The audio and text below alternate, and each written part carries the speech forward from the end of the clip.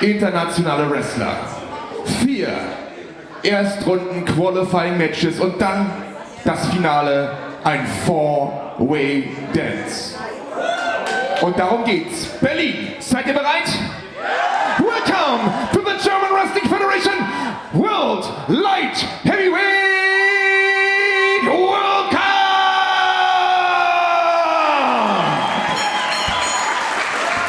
Das erste Match ist das erste Erstrundenmatch, ein Qualifikationskampf. Der Sieger steht dann im Finale. Auf dem Weg zum Ring! For the 4th time in history, the German Wrestling Federation brings to you the Light Heavyweight World Cup. Mit einem Gewicht von 80 Kilogramm aus Sydney für Kasachstan, Crowchester. And first on his way to the ring, representing Kazakhstan, Crowchester.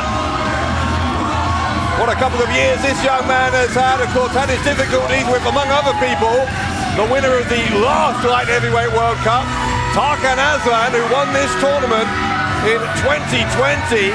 Crowchester looking to put that feud, that rivalry behind him as he attempts to claim victory here. Nummer 1, Contender number 1 für Kasachstan. This is Crowchester. Of course, more recently, just last month, he challenged for the Berlin title in Crowchester and nearly won it as well. Sein Gegner, Teilnehmer Nummer 2.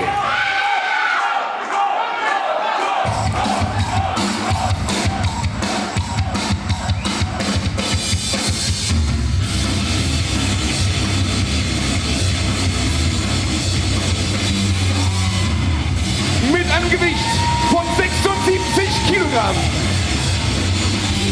Aus Antofagasta für Chile, Anarko Montania.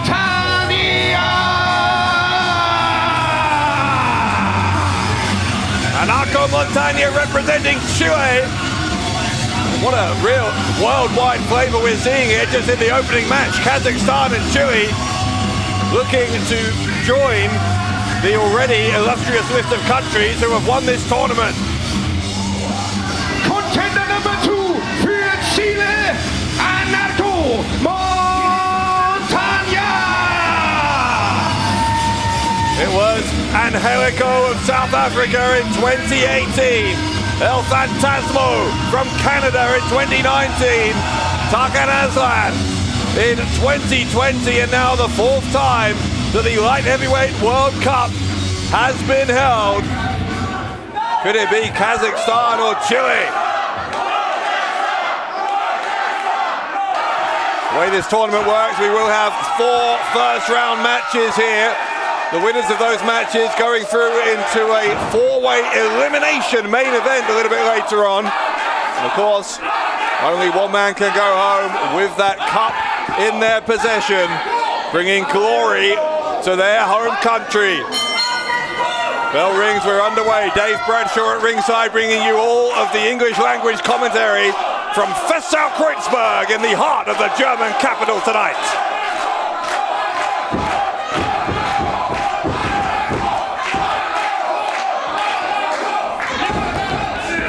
Arko quickly going behind into a rear waistlock takedown, floats over, got a front face lock, but Crowchester gonna, I'm sure, try and improve his position, improve his leverage as soon as he can. Both these men competing in this tournament for the first time in their careers.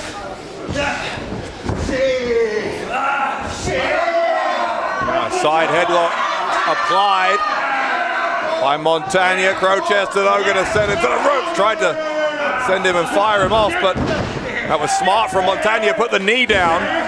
Crowchester though rolls him over briefly, gets those shoulders down.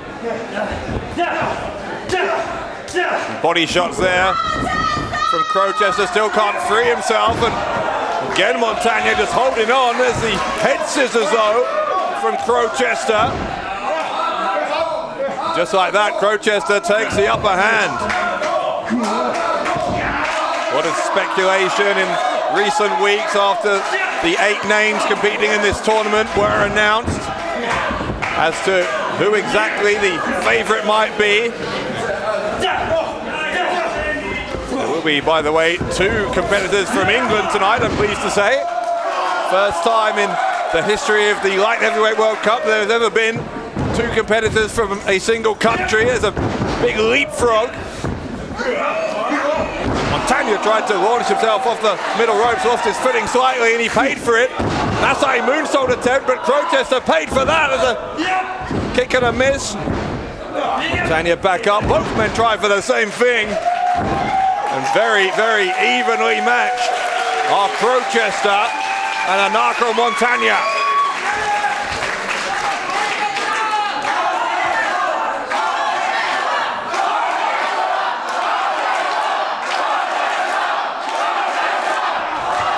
Electric atmosphere in here as always. Crowchester launches himself up, flips back onto his feet. Looking like he's brought his A game tonight as Crowchester, but Montagna has had more than his fair share of offense here as well. Montagna may have been knocked silly though by that kick, and it's maybe an attempt at a seated senton from Crowchester, couldn't get it, and Montagna onto the ring apron. Kicks Crowchester right around the side of the head, and now Montagna's going to look to launch himself. Off he comes off the top, and Crowchester, fortunately for him, able to duck out of the way. It's always one of the most exciting nights on the GWF calendar is the Light Heavyweight World Cup, and we are seeing that just in the opening few moments of this opening contest. Handshake between Crowchester and Montagna. It's a little bit late in the match to be starting with the pleasantries now, and very quickly we're back to business, and then some from Crowchester. Dropping a fireman's carry, and only briefly that was though, because Montagna very quick to release himself. Elbow right to the ear from Crowchester. Crowchester, I'm not sure what he was looking for there, but he got backdropped by Montagna. Montagna again tried to launch off the ropes, at this time able to kind of headbutt Crowchester. Hits him with the running knee, tries to hook the leg, and was a half a second away from making it into that 4-way final later on tonight.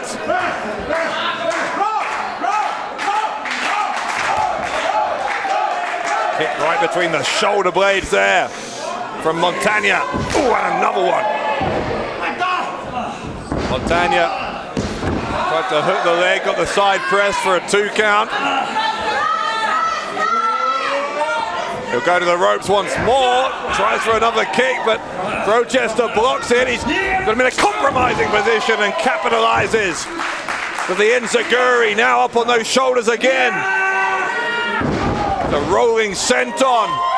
And now split-legged moonsault from Crowchester. He's going to look to win it here. A 2 count again.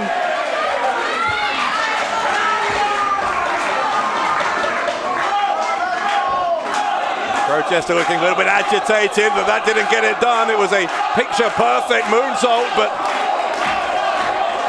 Montagna to the outside. Oh, wow. What a block by Montagna. Caught him in mid-air with that uppercut. Crowchester, I don't think he's got any idea where he is here. Montagna up on the top, sensing it's the right time to take a risk, and he was right. He was dead right. Double foot stomp.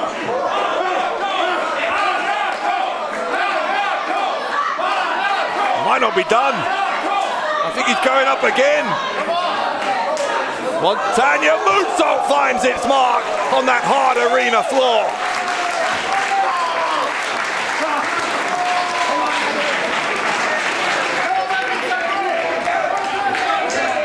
Montagna looking for some refreshments. I hope they are sympathetic to the Chilean cause here in this tournament, whoever those gentlemen were in the front row.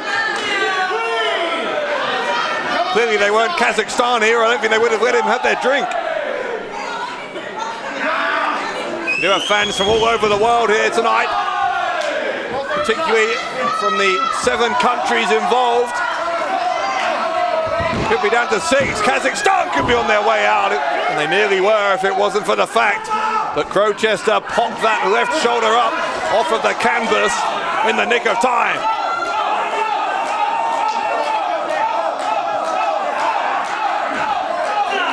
A good block there on that first attempt at the elbow, but now both men hitting the target again and again with the elbows. Now a chop from Montagna.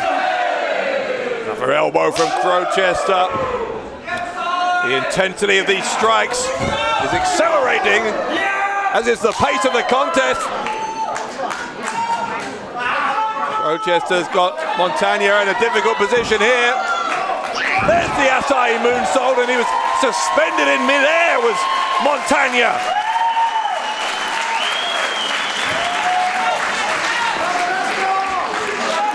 Advantage Kazakhstan. Between the top and middle rope goes Crowchester. Will this advantage prove to be critical? It might do, because here he comes up to the top. Crowchester, raunchy, didn't get him the first time, but he did the second time. The standing moonsault, the cover, and the kick out from Montagna.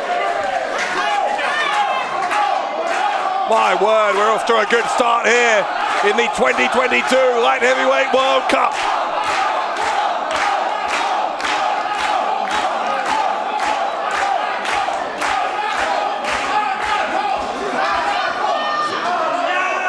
Crowchester saying that it's time to end it. Another back body drop counter from Montagna. German suplex, got the bridge as well, did Montagna, and Crowchester did well to kick out there. Oh, the low kick, right to the thigh, I think that was. Hang on a second though, double underhook here from Montagna. Montagna into the sit-out powerbomb to take Chile through to the final. No.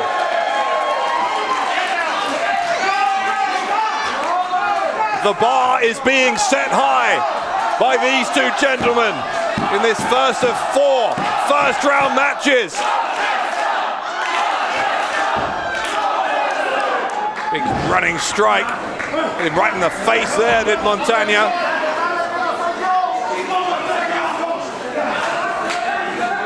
What's he doing? You see him adjusting the position of the legs of Crowchester.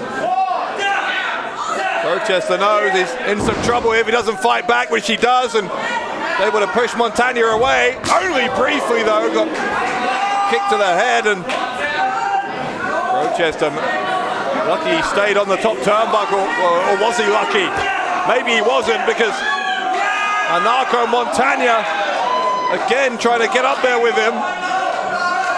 Headbutt slowed Montagna down. Now what's this? Oh my God, a destroyer! A destroyer off the top from Crowchester. Planted him on his head. He planted him on his head, and Crowchester wins it. Und hier ist der Sieger und damit qualifiziert fürs Finale aus Kasachstan, Crowchester. Hard fought, doesn't quite cover it. But what a victory that is for Crowchester and for Kazakhstan. It is Crowchester, not Anarko Montagna, who advances to the final. Im Finale für Kasachstan, Crowchester.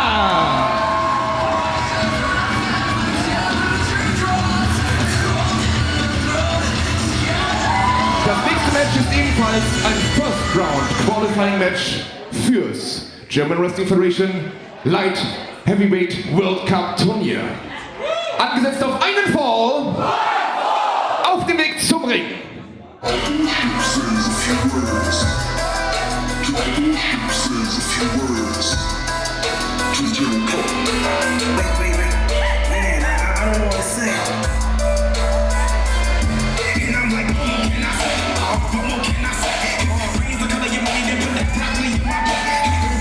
Mit einem Gewicht von 87 Kilogramm aus Essex, Großbritannien,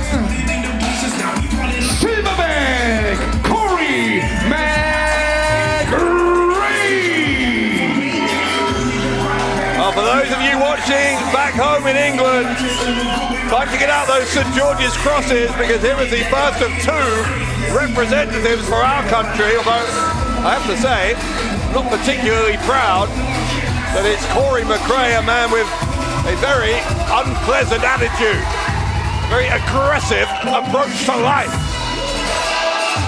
Für Großbritannien, Silverback, Corey McRae. Having said that, maybe it's the aggression that's going to take him all the way to the light heavyweight World Cup. Sein Gegner.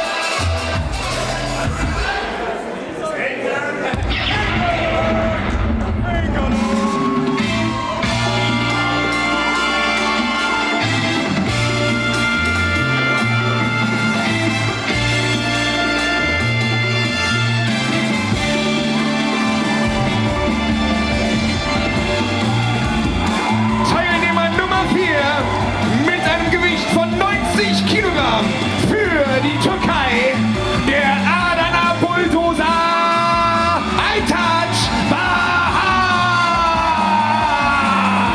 The Adana Bulldozer representing Turkey, Aytac Bahar. This young man has certainly ascended through the ranks of the GWF, particularly since he's got it alone post-group anarchy. Für die Türkei, der Adana Bulldozer, Aytac Bahar. Previously, of course, a part of that vicious faction was run by Ali Aslan. Been a long-standing tag team with Abdul Kainan, but since he's got it alone, Bahar, as I said, really has developed, and there you go, a bit of patriotism on display from Corey McRae. No expense spared, from McRae. I think the referee is politely asking McRae to remove the flag. I think McRae is maybe seeing as an insult to the Queen.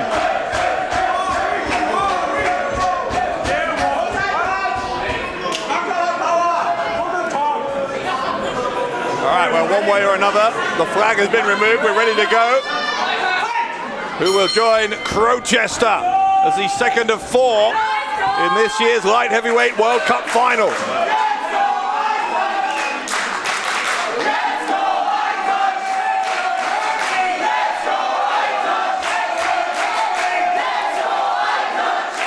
I think it's fair to say it's a pretty, mostly at least, pro-Aytac crowd.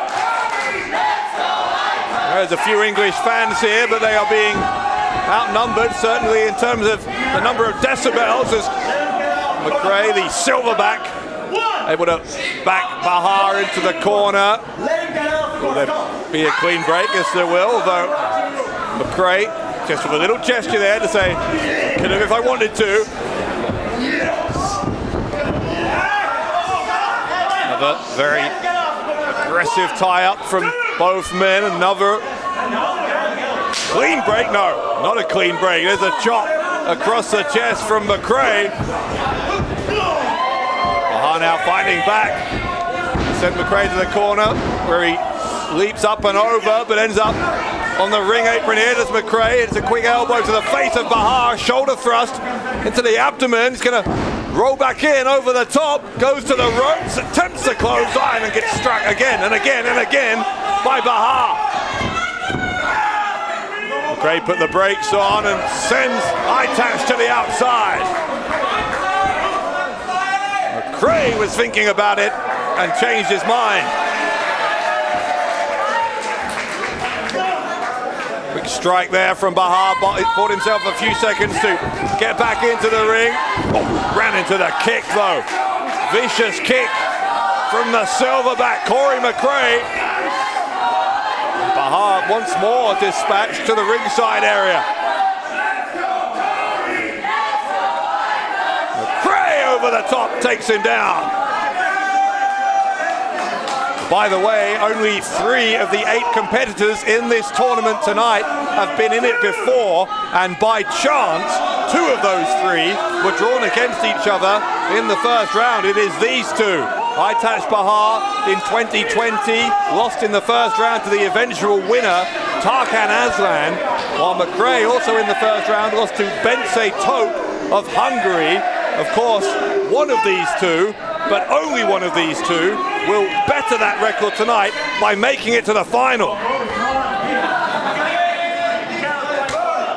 McRae there rolling in and out of the ring to reset the referee's count. Double count out, of course, wouldn't help either of these two gentlemen.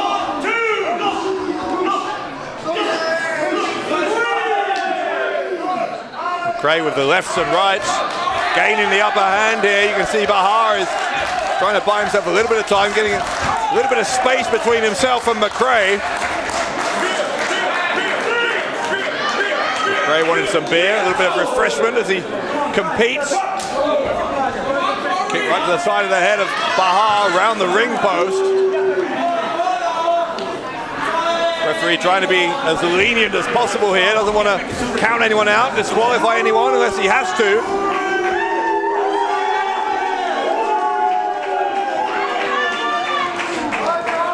McRae continuing to antagonize rather than endear himself to the crowd, but he's still on top here against Aytac Bahar.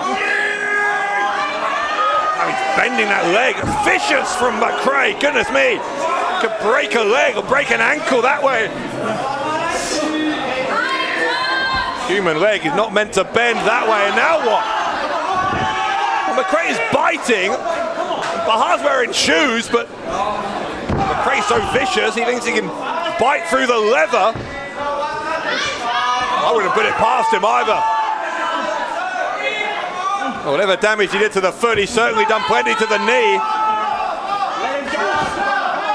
At the moment, say it quietly if you're English, but we might be going to the World Cup final.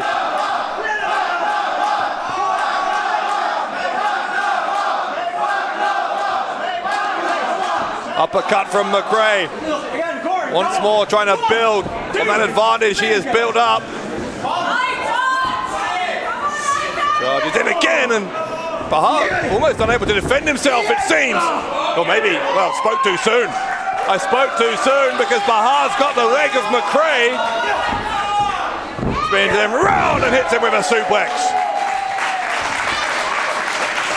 Just like that, the Adana Bulldogs are back in it. Leaping forearm to the face from Bahar.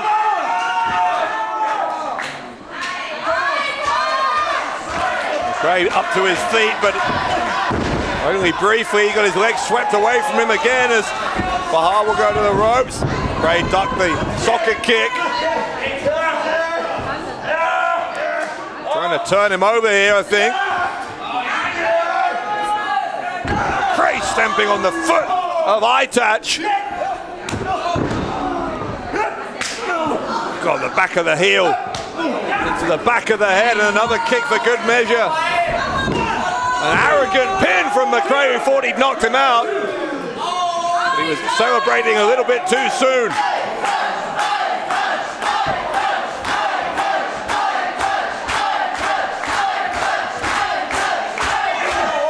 McRae straight back on top.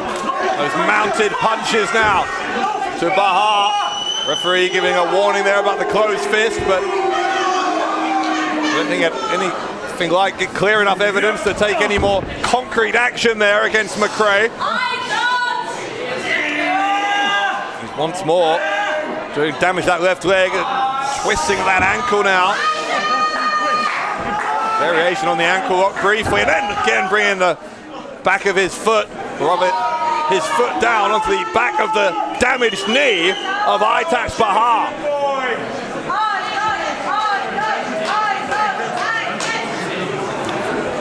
McRae not allowing Bahar even time to get back to his feet. McRae, oh God, McRae, see, he competes in bare foot other than those pads. Certainly no shoes on, and those feet seemingly lethal weapons for McRae.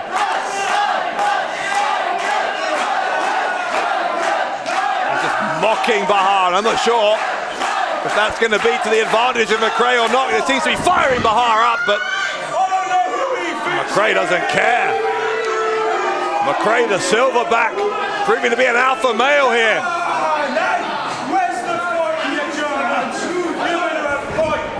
Or is he? Hang on a second, here comes Bahar. Bahar suddenly a new lease of life. Release German suplex. And now Aytac Bahar's got him up on the shoulders. No, he hasn't, McRae. And McRae quickly back to that left leg. Once again to the back of the knee. Whatever you think of his attitude, whatever you think of his demeanor, that was smart, you'd have to admit, from Corey McRae.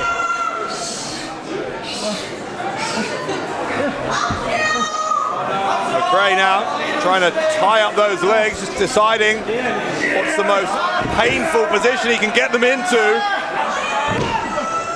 Yeah, Bahar needs to be careful. If his shoulders go down, if he is too overcome by the pain, he could lose this by pinfall. Yeah, he got to the bottom rope, and I think he had to. If Bahar hadn't got there, I'm not sure how much longer he could have withstood the pain there, given all the damage that's already been done to that leg.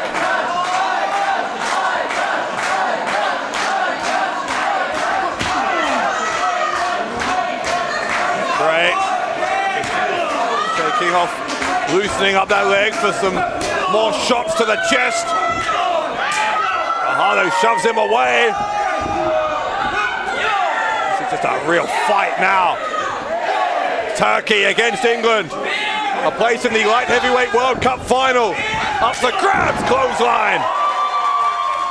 And a back elbow from Bahar. McRae's got him up. Oh, here come the elbows again. Right and left here from Bahar. Went for the kick, couldn't get it. Bahar was able to duck it. The suplex, and he's dropped Corey McRae right on the back of his head. McRae has quickly jumped back up to his feet, but I think that's instinct more than anything. He's certainly very unsteady. He got his boot up there, or over his foot. Doesn't wear a boot, doesn't McRae, and launched himself back in. Bahar was able to duck it. Bahar picks him up, slams him down with that twisting uranagi.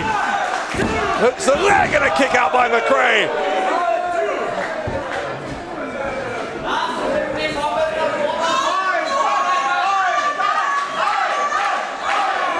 Crowd is very much still behind Aytac Bahar. And feeding off their energy, he's heading up to the top rope. Aytac Bahar putting it all on the line maybe, and McRae gonna make him pay the price for taking that risk. Corey McRae sees an opening. But Bahar's headbutting him away. And he lands hard. Down low as Corey McRae. McRae slowed him down enough.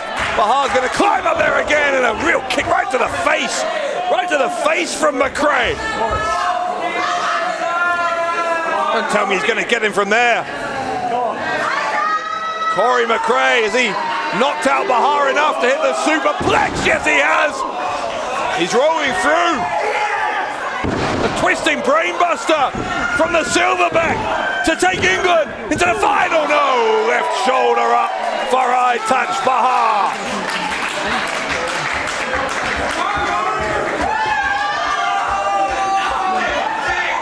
McRae is shaking his head, and well, as well he might, because if that's not going to put Bahar away, what is? The superplex rolling through into the brainbuster, and still somehow a kick out. McRae double underhook, trying to plant him. Maybe he can't get him though. Hang on now. Bahar twisting him round, got him all caught up. Drops him, the back of the neck onto the knee. McRae got planted, and Aytac Bahar is in the final. Der Sieger und damit als zweiter Teilnehmer qualifiziert fürs Finale um den German Wrestling Federation Light Heavyweight World Cup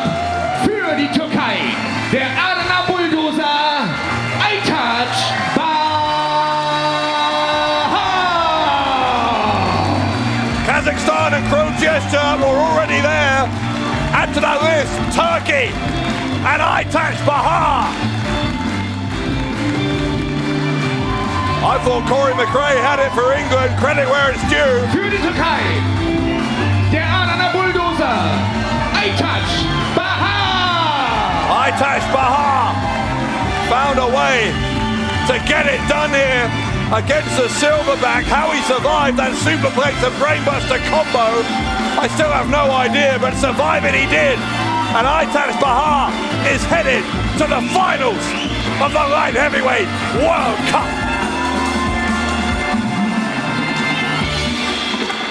Das nächste Match ist ebenfalls ein Erstrunden-Match um den German Wrestling Federation Light Heavyweight World Cup. Angesetzt auf einen Fall. Auf dem Weg zum Ring. Now we play.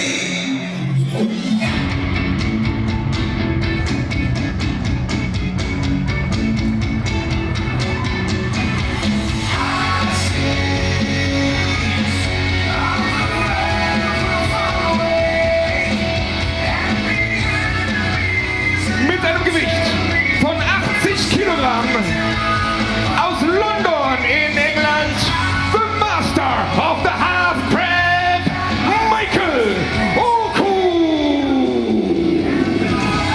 With McRae eliminated, this man is England's last hope. But luckily for us, he is one of the finest independent wrestlers on the planet.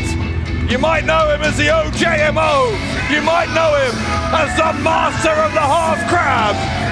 Tonight, you might know Michael Oku as the winner of the light heavyweight World Cup. Für England, representing England, the master of the half crab, Michael Oku. Very exciting to see Michael Oku here in Berlin, representing England in the light heavyweight World Cup, appearing in a GWF ring. You heard him. Now we play. This wrestling ring is very much Michael Oku's playground.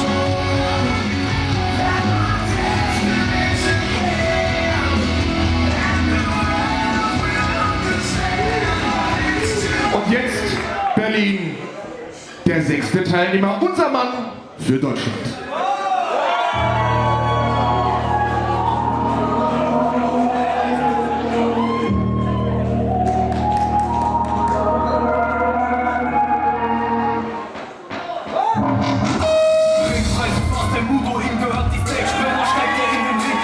Mit einem Gewicht von 91 Kilogramm.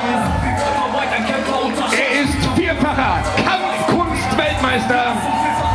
Er kommt aus Leipzig in Deutschland und er ist Fast Time Moodo.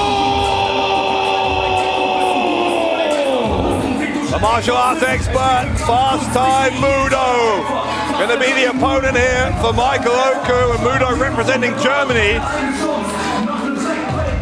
Of course, if you are one of my compatriots, you'll know that it gives us a certain amount of post-traumatic stress to talk about England having to face Germany with a place in the World Cup final up for grabs. But we will work through that. Fast Time Moodo and Michael Oku. Going to be a remarkable first round match.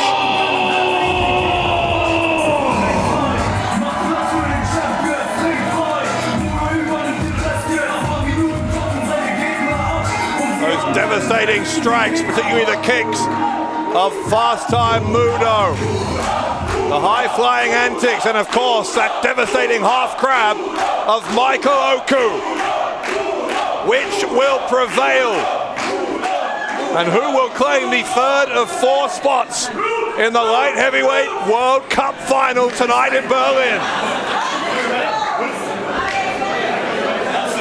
A lot of pressure, obviously, on the shoulders of Fast Time Moodo, representing Germany in Berlin.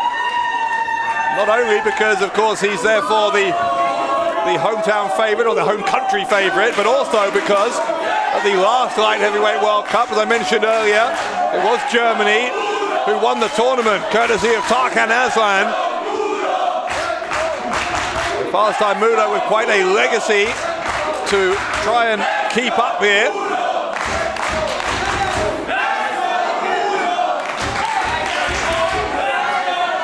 Michael Oku having some words here with Moodo. I think he's critiquing the ring attire maybe of Moodo. Moodo not particularly intimidated. Moodo has been in there with all sorts of opponents, including those who are particularly vocal.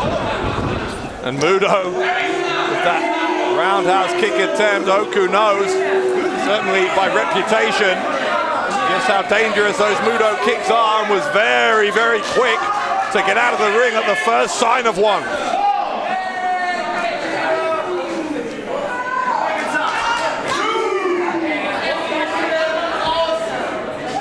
Oku going to take his time.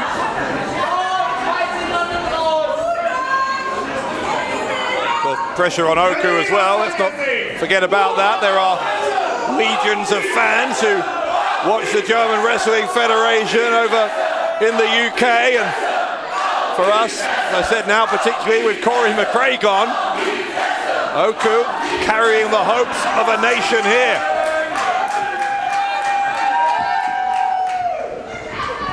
There are some English fans in attendance here at Festsau Kreuzberg tonight.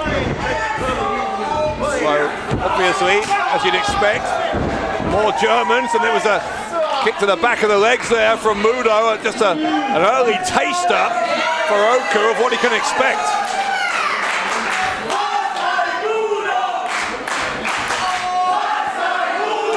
Oku, you can see already holding the back of that left leg. He's really, I think, starting to understand from first-hand experience just how powerful those kicks are. Test of strength here. Oku using his leg to bend the leverage to his advantage. Moodo trying to maintain the bridge to prevent his shoulders going down. Powers his way back up. And that does exactly to Oku what Oku did to him. It's Oku's turn to bridge. Oku goes flat, he couldn't hold the bridge, and the shoulders were briefly pinned down. Moodo going to try and do that again. And again. 2 count on the last one of those before Oku rediscovered the bridge. Moodo putting his body weight down, and it makes it even harder for that bridge. Great neck strength from Michael Oku.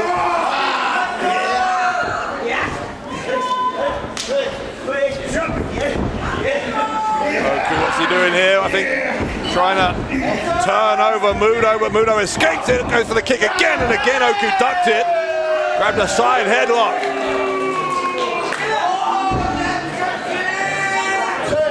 There is a certain confident streak, I think is a generous way of putting it, for Oku sometimes, and Moodo going to try and knock that out of him. Some people might call it smug or arrogant. Nothing wrong with having some confidence in your own abilities though, and Oku certainly has that. Bucket loads of it. But his confidence might be knocked here, but he kicked out, thankfully, from an English perspective.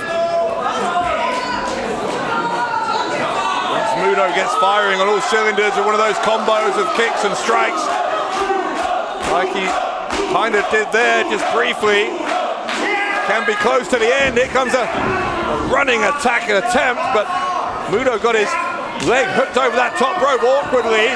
That's good news for Oku. Remember, Michael Oku wanting to soften up that leg. Makes it a lot easier to apply the half crab. Oku with a broad smile on his face, precisely for that reason, because he knows that that unfortunate occurrence for Moodo could play right into his hands. Look how quick he is to capitalize on the damage to that right leg of Moodo. Twisting at the ankle. all he can to soften up that leg, but Moodo with the other leg, which was left unguarded, and able to get a couple of strikes to Oku, but Oku's going to try and get on top for a cover. Couldn't stay on top, but that right leg, Moodo, I don't think can put any weight on that, and that is a big problem. A big, big problem for Germany and for fast time Moodo.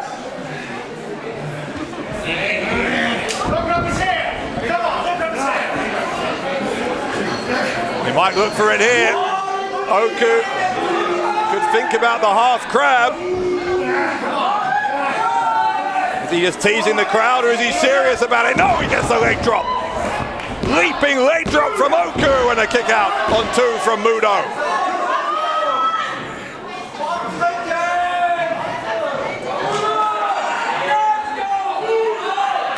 Oku, though, has made his intentions clear in this tournament, I think, in the opening minutes here against Moodo, already able to inflict a pretty significant amount of damage on that right leg.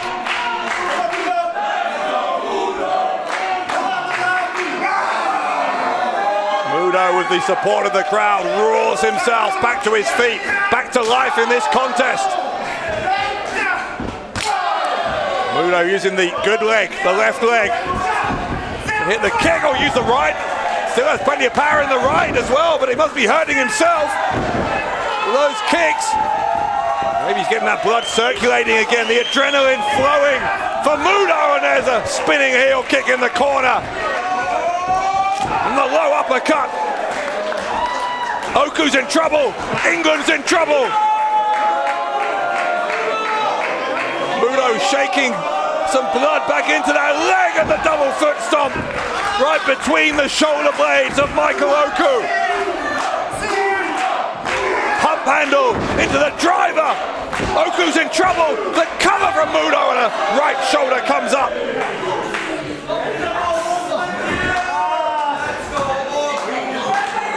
Moodo through gritted teeth, trying to fight through the pain in that right leg.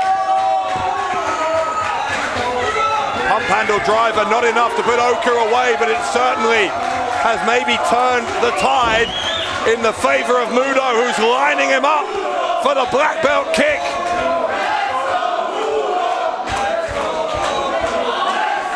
Oku doesn't know where Moodo is. Well, now he knows, just in the nick of time. Oku saw him coming. Oku crisscrossing the knee right to the temple. Oku, another one. Moodo's out. Moodo is out. Moodo is out. No, he's not. No, he's not. 2 3/4 for Michael Oku.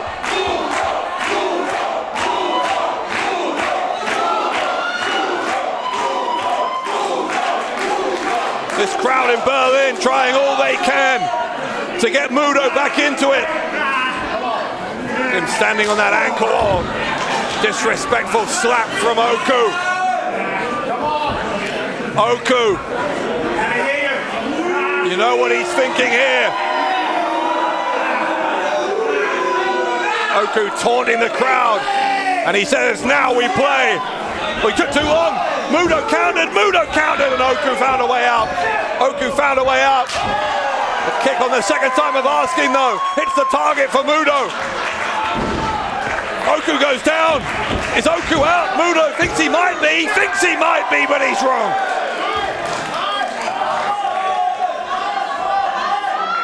My heart just skipped a beat.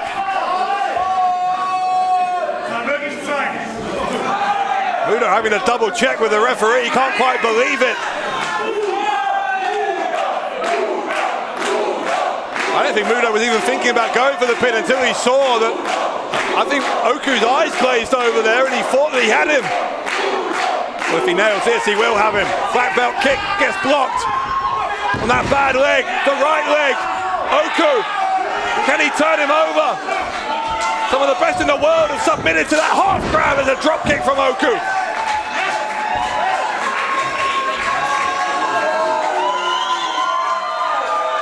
Oku going to launch himself off the top. Great athleticism, but he got caught. He got caught as an attempt at a triangle choke. trying to choke him out. Oku's in trouble. Oku is fading. The point of the elbow into the top of the head of Oku. Oku's trying to get the shoulders of Moodo down. Oh, he's got out of it. Look at this. Into the half crab. The half crab on Moodo. Can he? I thought he was going to tap. I thought he was going to tap. Can he get to the ropes? Moodo screaming in agony. Oh, he got there. He got there. But how much more damage has been inflicted? Oku looking the referee in the eyes and let go on 4.5. Staying just narrowly within the rules is Oku, but look at the state of fast time Moodo's right leg.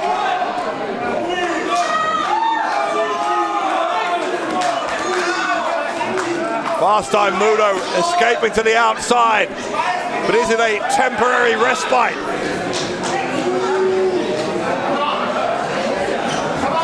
Oku, top rope, up high, up in the rafters here. Once he off the top, oh, he got kicked. Moodo countered with the kick as Oku came down. Chop across the chest and Oku from one table to another. There's people holding him, the fans are holding him in place. That can't be allowed.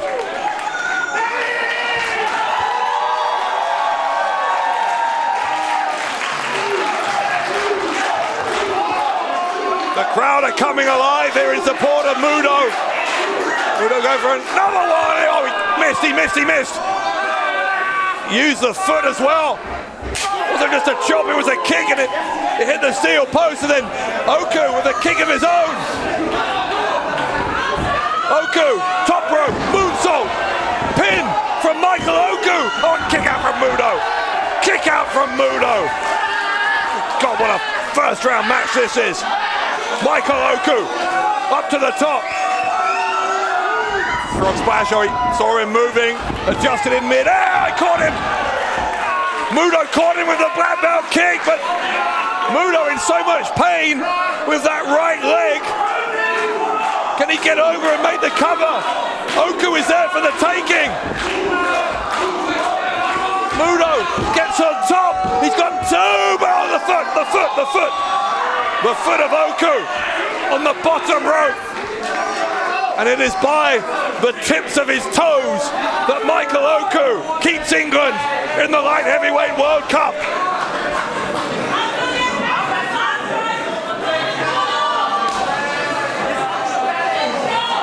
Tell you what, this match has been quite something and we're still not done.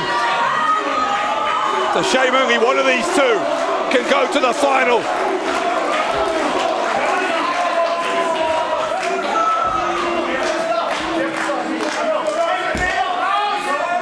Moodo is arguing with the referee about something here. I think the referee is saying that Oku's in the ropes. Oh, low blow from Oku.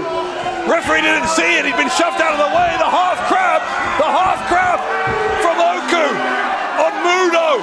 Middle of the ring. He's nowhere near the ropes and he taps. Oku's going to the final. Durch Aufgabe, the winner via Submission und damit ebenfalls qualifiziert fürs Finale heute Abend. England, the winner for England, Michael Oku. I'll say those words, England. Soak them in. England is in the World Cup final.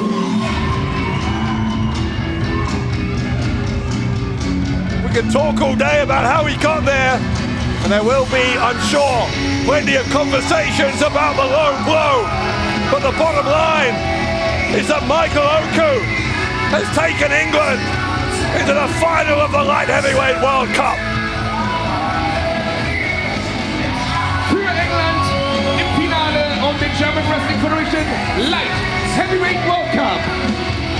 The master of the half crab, Michael Oku. How much has Oku got left though? That is the question. As he joins Crowchester and Aytac Bahar in that four-way final later on, there is one more place at stake. And the person to fill it will be decided next.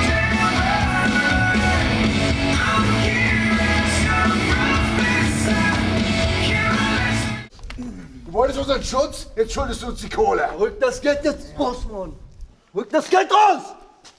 Wollt ihr mich verarschen? Was ist denn hier los, Mann? Nicht, alles gut, wir reden nur. Das sieht nicht nach Regen aus. Wieso halten die dich dann fest? Halt mich ganz fest. Was soll denn nicht, Mann? Was denn? Das ist dein Business, wir haben unser Business. Steck deine Nase nicht in unsere Angelegenheiten, ja? Ja, aber wenn euer Business in mein Business reinkommt, dann habt ihr ein Problem mit mir. Ja? Ist das so? Ja, Mann. Ich hab ein Auge auf euch. Das nächste Match ist das letzte Erstrundenmatch im Turnier um den German Wrestling Federation Light Heavyweight World Cup Teilnehmer 7 und 8. Auf dem Weg zum Ring!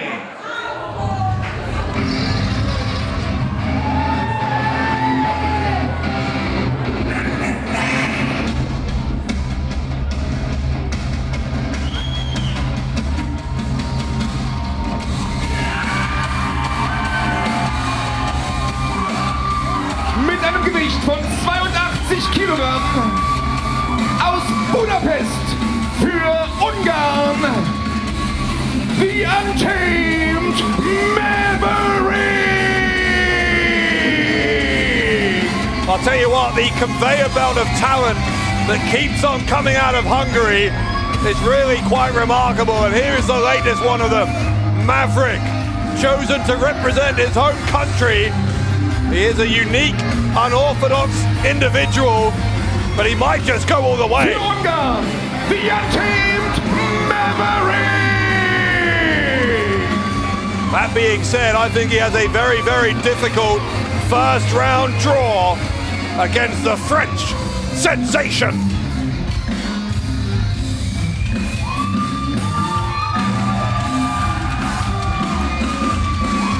Und jetzt Teilnehmer Nummer 8.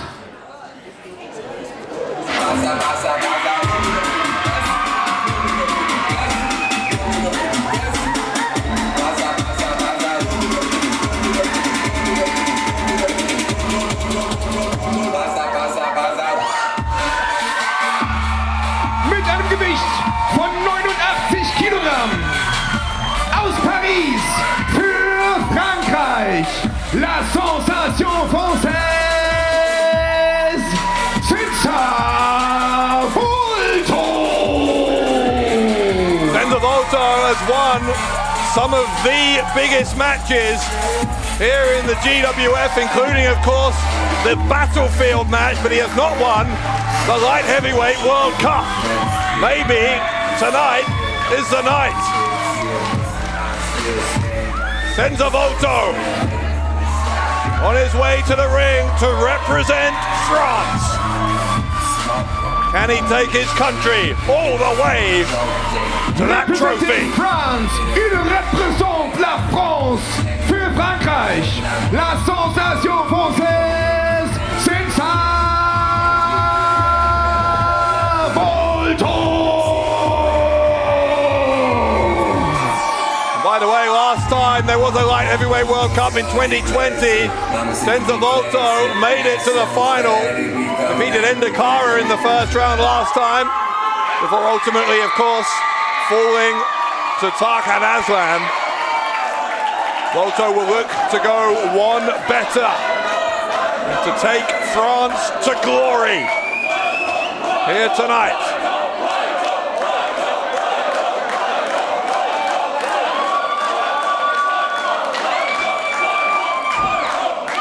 It is Hungary versus France. Only one of them can join Kazakhstan, Turkey, and England in that four-way final.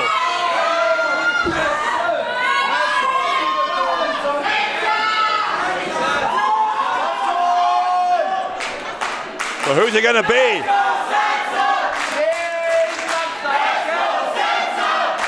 Crowd here obviously more familiar with Senza Volto, who's been plying his trade here in GWF for a number of years, whereas Maverick, very much a newcomer. This will be a test, I think, of the temperament of this youngster Maverick, because he is in something of a hostile environment here. No doubt whose side the crowd are on. Volto willing to offer a handshake. Will Maverick oblige? No.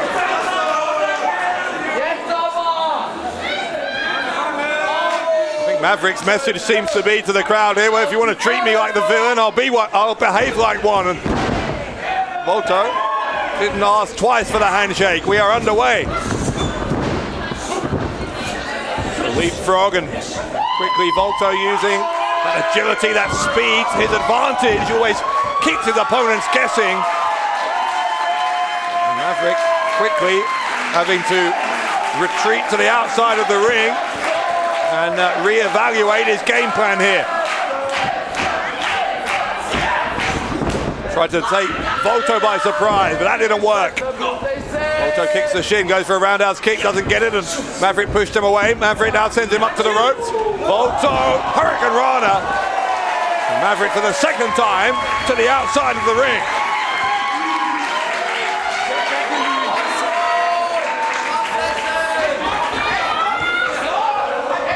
Volto thought about diving to the outside, but on the second time he might, and he does. Maverick thought he dodged a bullet, but the second bullet caught him.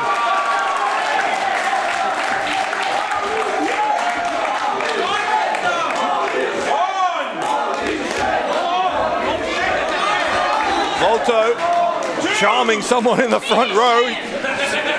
Multitasking here is the French sensation, but still taking the fight to Maverick.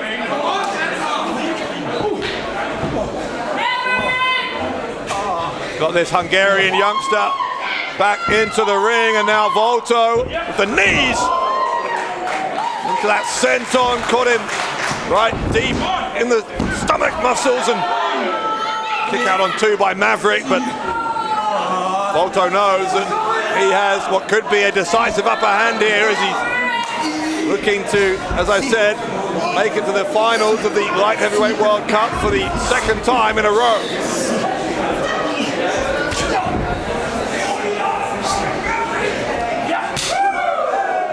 Chop across the chest by Volto. Maverick needs to find a way into this, and he needs to find it fast.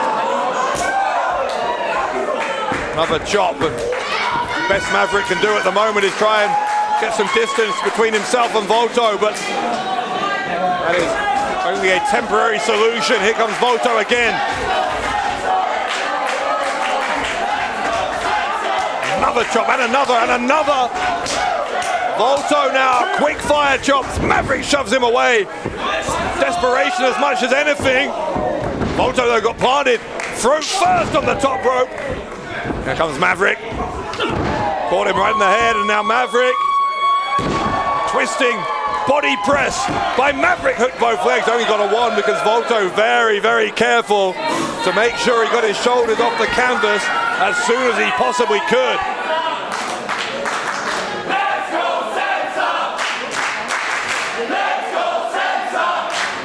Maverick not having any mercy here whatsoever. For the first time in this match, he senses he might have an advantage. The crowd sense it too. You can hear the uplift in volume of support for Senza Volto.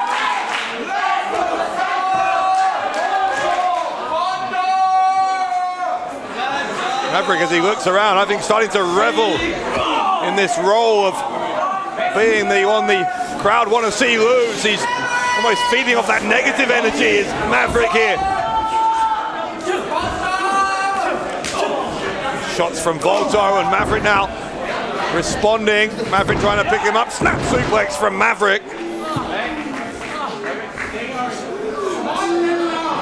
Maverick springboard, seated senton, takes Volto down. You've got to be impressed by Maverick, I think, here. The way he's taking the fight to Volto. Oh, caught him. A tornado DDT. Oh, Volto rolled to the outside. Volto was planted on his head there. Senza Volto might be hurt.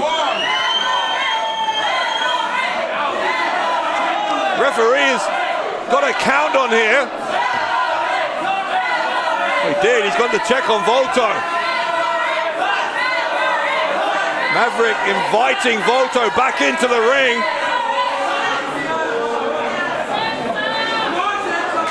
Maverick's going to follow them out here. I don't know if that's the smartest move for the long-term health of Volto.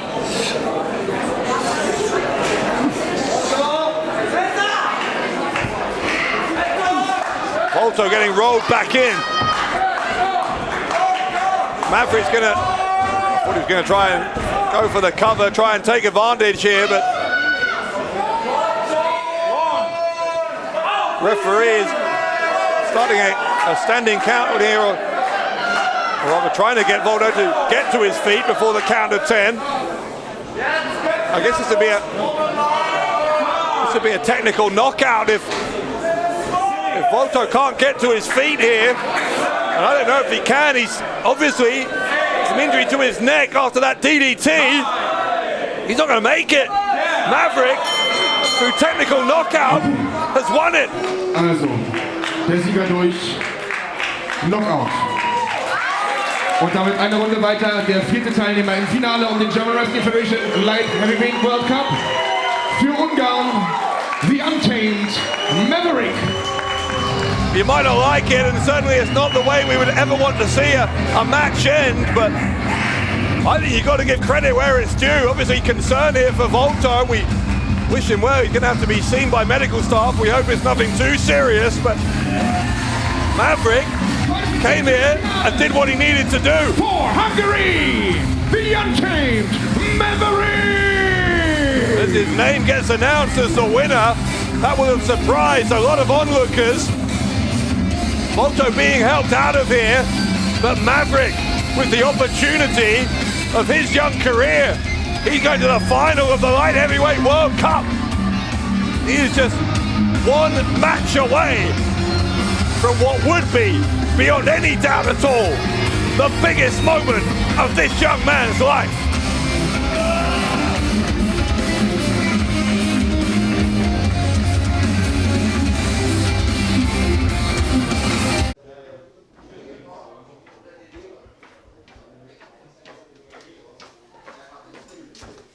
Da bist du ja endlich. Seit Monaten gehst du mir schon aus dem Weg. Was ist denn los? Ich gehe dir nicht aus dem Weg. Du weißt ganz genau, du schuldest mir noch Geld. Wo bleibt das? Du hast mir versprochen, dass du es mir wiedergibst. Du kriegst dein Geld auch wieder. Du kriegst dein Geld. Du hast mir versprochen, dass du es mir wiedergibst, oder? Ich dachte, wir sind Freunde. Ich dachte, ich kann dir vertrauen. Was soll der Scheiß? Wir sind Freunde. Wir sind Freunde. Wir sind Freunde? Okay, dann beweis es mir. Ich gebe dir bis heute Abend noch Zeit und dann gibst du mir mein Geld wieder. Sonst kann ich dir nicht mehr vertrauen.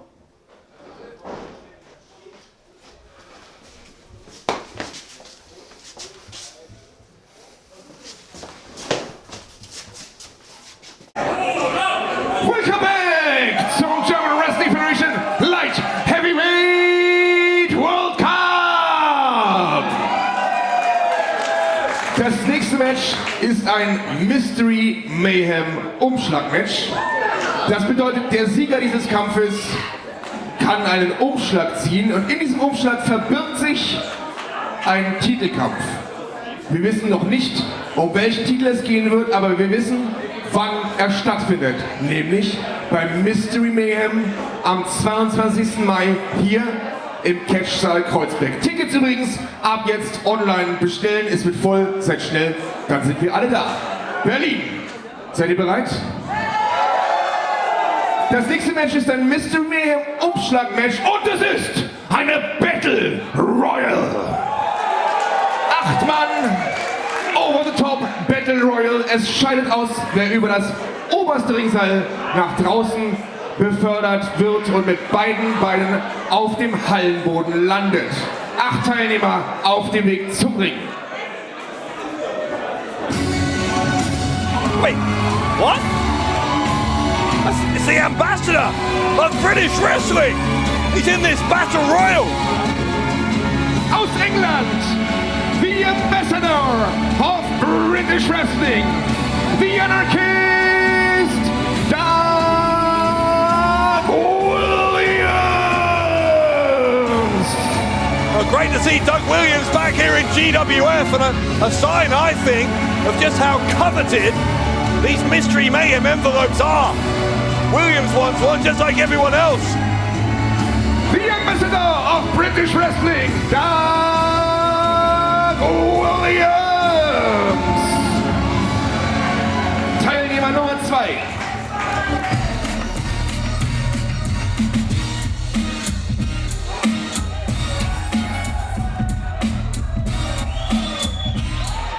Aus Kiel, Kielstein in the house, Bennet Brown.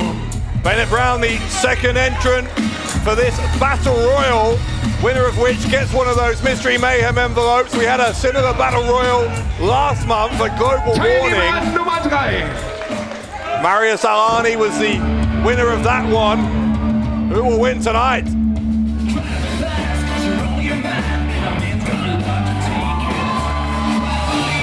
Aus Hannover, the future of catch, Stübing. Tim Stübing, of course, a former GWF World Tag Team Champion. If he were to win an envelope here in this Battle Royal, who knows? Maybe it would contain another Tag Team Championship opportunity for this young man. Teilnehmer Nummer 4.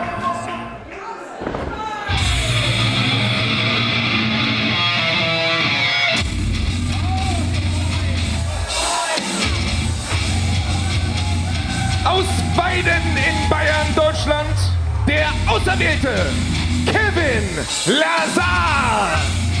Kevin Lazar's also had championship gold here in GWF. In his case, though, it was the loserweight title. And that is not an opportunity that Lazar would like to repeat, but it is a possibility. One of those 5 envelopes contains a shot at the loserweight title.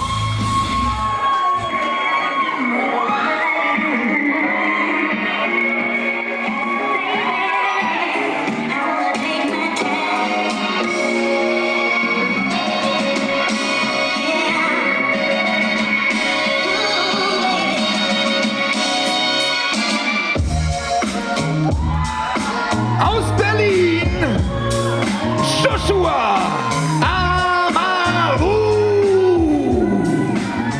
Joshua Amaru out on his own now. Having previously been the protege, of course, of Pascal Spalter. I gather we're going to hear from Spalter a little bit later on tonight. So we'll apologise for that in advance, but right now Amaru with a chance to shine, as has this man.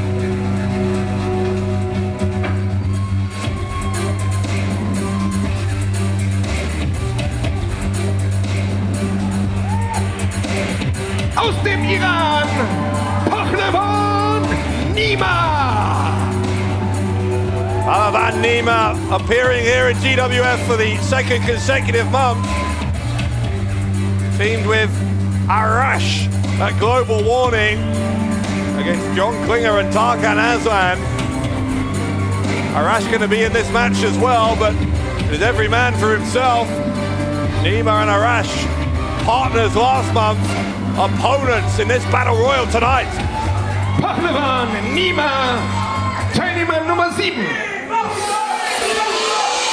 And speaking of Arash,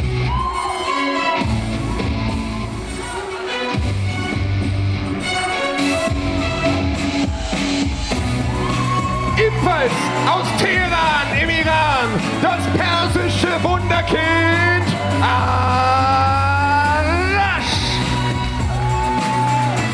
Arash with a smile on his face, knowing that this is a big moment for him potentially.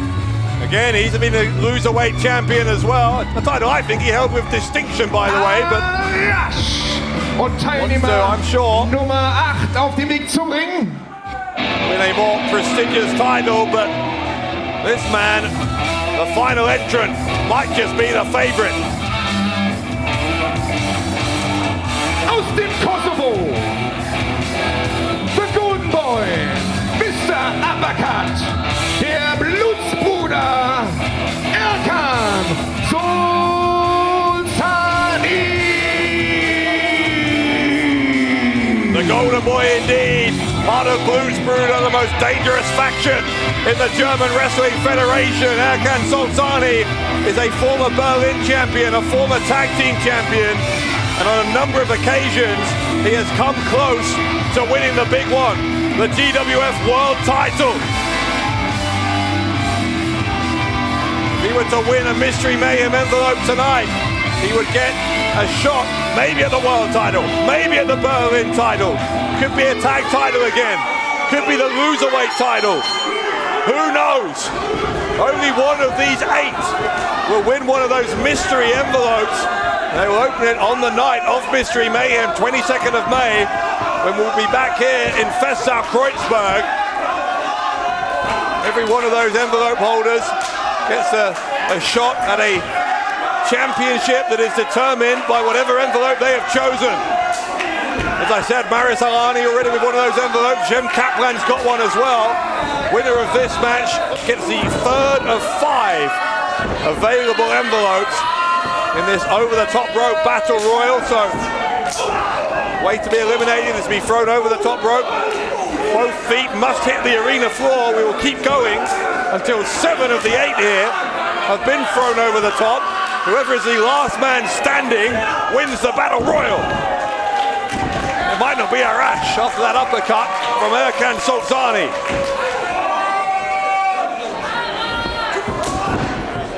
Bennet Brown got pushed away there by another one of the 7 in this match that he's against. There's an uppercut from Williams.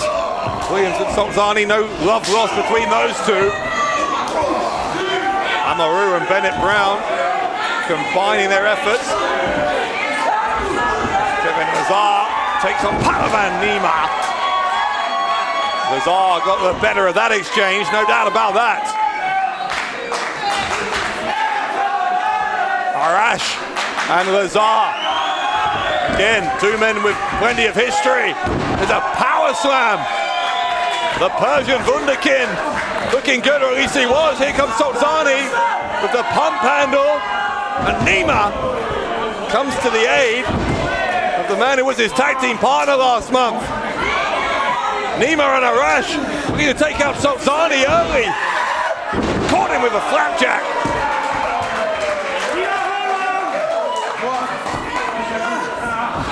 Still no eliminations yet in this 8-man over the top rope battle royal. Doug Williams, a surprise entrant. He's showing Nima and Arash how it's done. Both those 2 young men put their heads down too early.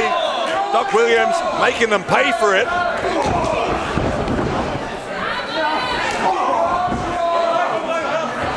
Now Brown with Arash.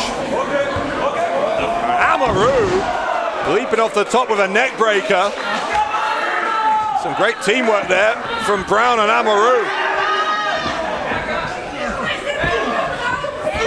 Sulcani once again looking for a pump handle.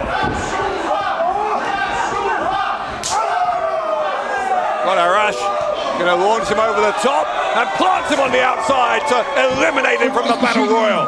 Das persische Wunderkind Arash. Bennet Brown now catching the eye of Sulcani. Sulcani went for the kick, couldn't get it, and instead he gets spine busted by Brown. Williams comes after Brown, he gets spine busted as well. This is impressive from Bennet Brown.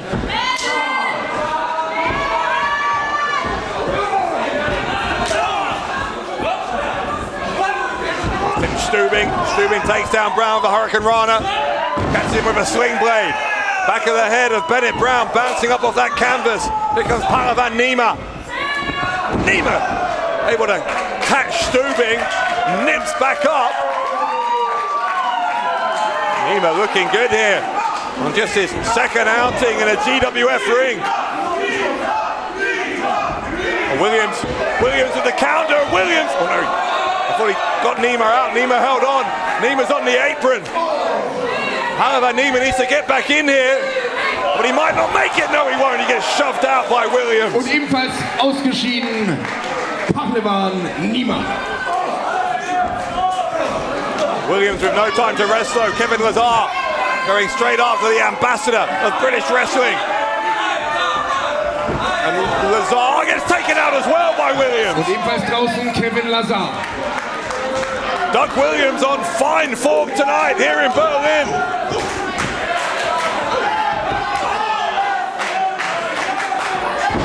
Stübing gets shoved away by Bennet Brown. Stübing again getting the better of Brown here. He's got him up on his shoulders in a fireman's carry. Death Valley driver onto the knee though. Now Sulcani pump handle. And plunge Stübing. Amaru out of the corner. Sulcani never saw him coming. Here comes Doug Williams with the suplex on Amaru. We're down to 5 here. In what was an 8-man battle royal. The big German suplex. And the powerful Bennet Brown on Doug Williams. Remember again, winner of this gets a mystery Mayhem envelope to cash in on May 22nd right here in this building. Could mean a world title opportunity. Could mean Berlin title, could mean tag titles or loserweight. And Bennet Brown is gone, he's not going to get any of those. Draußen aus Kiel, Bennet Brown. Williams again instrumental in eliminating someone. And he might yet eliminate another. Joshua Amaru, but Williams is going. They're all going, 3 of them. Sulcani thinks he's won the whole thing, but none of them hit the floor. None of them hit the floor. All 3 are still in. Amaru's not, he's gone. Ebenfalls draußen aus Berlin, Joshua Amaru. Williams almost got kicked himself. Williams and Stübing continuing to do battle on the apron. Sulcani's still in the ring. Williams looking for the suplex, but priority number 1's got to be to get back in the ring here, surely. Sulcani picks his spot, takes down Stübing. Tim Stübing. Williams clothesline. Buys him the time he needs to get back in. Doug Williams und Erkan Sulcani. It's either Doug Williams or Erkan Sulcani who's going to win that mystery Mayhem envelope. Uppercut and another one. Williams hitting some of his own.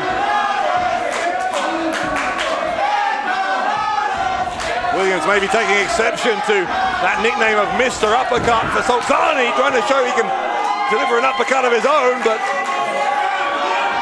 Sulcani hanging in there and just exchanging uppercut after uppercut here are Sulcani and Williams. Sulcani's up on the middle toe. Williams right up on the middle turnbuckle with a leaping uppercut that takes the 2-meter tall Erkan Sulcani off his feet. Fireman's carry from Williams, he's going to try and lift Sulcani up. Sulcani went between the top and middle rope there. Wouldn't count if he hits the floor from this position. But saying that, if he can lift Williams up over the top, Williams hit the floor, then that would count. Sulcani gets suplexed back in. We're no closer to knowing whether it's going to be Williams or Sulcani. Remember again, Jem Kaplan, Marius Alani already in possession of 2 of the 5 Mystery Mayhem envelopes. One of these 2 gentlemen about to win the 3rd. Williams onto the ring apron and Sulcani trying to knock him off it. Williams is trying to go up top. That might be a mistake. Sulcani's going to try and take him out. Can he do it? No. Williams brought down the top rope and Sulcani nearly flew over it. Sulcani's very lucky that he's still in the match.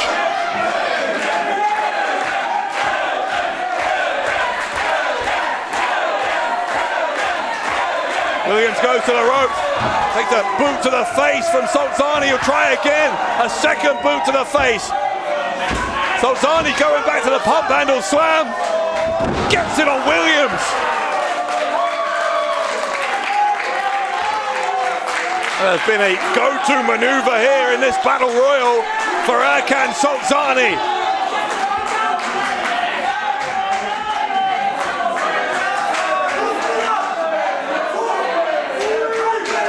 Sulcani trying to kick Williams over the top. Williams battling back.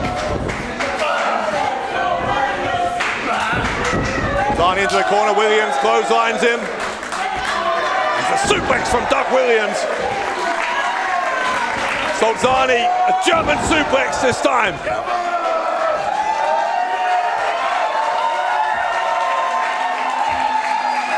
Crowd loving what they're seeing from the veteran Doug Williams.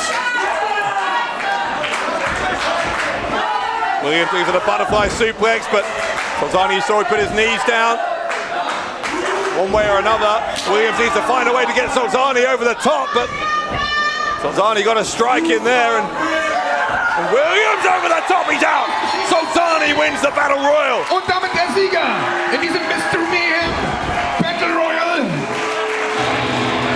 Der Blutsbruder Erkan Sulcani. Sulcani wins a Mystery Mayhem envelope for Blutsbruder. What will that mean on May 22nd here in Festal Kreuzberg? Der Golden Boy, Mr. Uppercut, der Blutsbruder aus dem Kosovo, Erkan Sulcani. Sulcani, the latest to win a Mystery Mayhem envelope, and this is an important moment. Which one's he going to pick? He won't know whether he's made a good choice or a bad choice until he opens that envelope in May. Er hat seinen Umschlag gewählt mit der Nummer 1. Also, Umschlag Nummer 1. He has chosen envelope number 1 as Erkan Sulcani. Mystery Mayhem, vielleicht seine Chance. What will that mean? What championship will Sulcani challenge for when we are back here for Mystery Mayhem in May? Here in Berlin. Mystery Mayhem. It could be a huge night in the career of Erkan Sulcani at Mystery Mayhem, courtesy of his Battle Royal victory here tonight at the Light Heavyweight World Cup.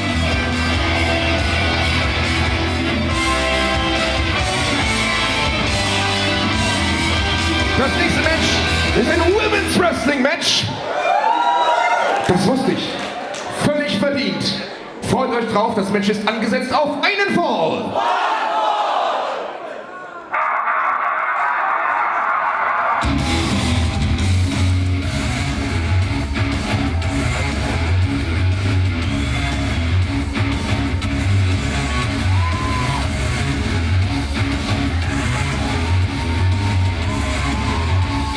Auf den Weg zu bringen, aus Schwäbisch Hall, Nicky Foxley!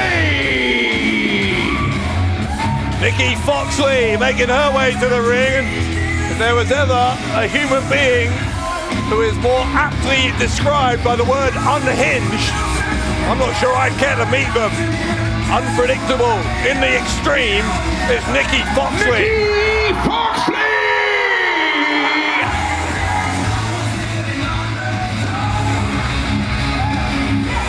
Foxley going to compete though against an opponent who has been much talked about across Europe but makes her GWF debut right now.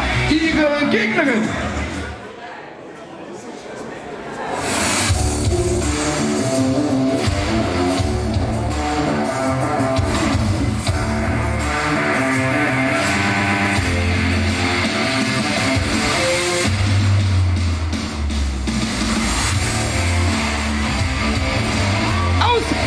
In Ungarn, the Hungarian Fire, Eva Kolasky. Eva Kolasky's been picking up championships all across the continent. No doubt she has her view fixed on Jessie J and the GWF Women's title. Hungarian Fire, Eva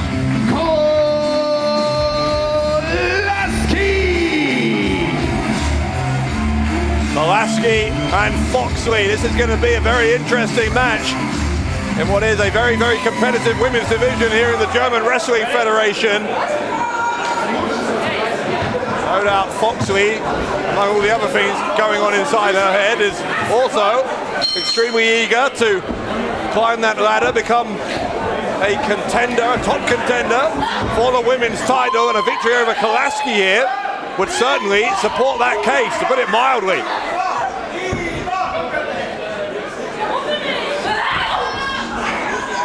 Kolasky, another one of those great young talents to come out of Budapest in Hungary in recent years. Kolasky not afraid to go to the top, look at this. Quickly leaping out of the corner, out of the predicament she found herself in. Great reflexes, great speed from Kolasky. Foxley though slammed her down. Foxley will go for the pin and the bridge out from Kolasky. Headlock takedown. Kolasky with a very interesting background prior to entering the world of pro wrestling, very accomplished gymnast. Certainly see that in her in-ring style. I think that's why she's been so successful in her young career so far. She's built on these strengths that she already had from another discipline. Use those to her advantage, you see there again. Just remarkable agility. Kicks the back of the leg and then the split-legged takedown of Foxley, and a covered a match, but a 2 count.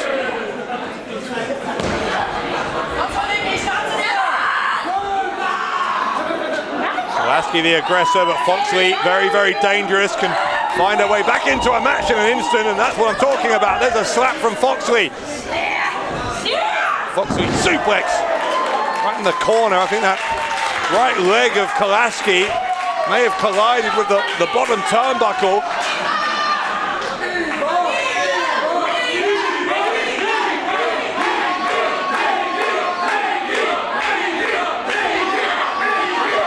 Right hand.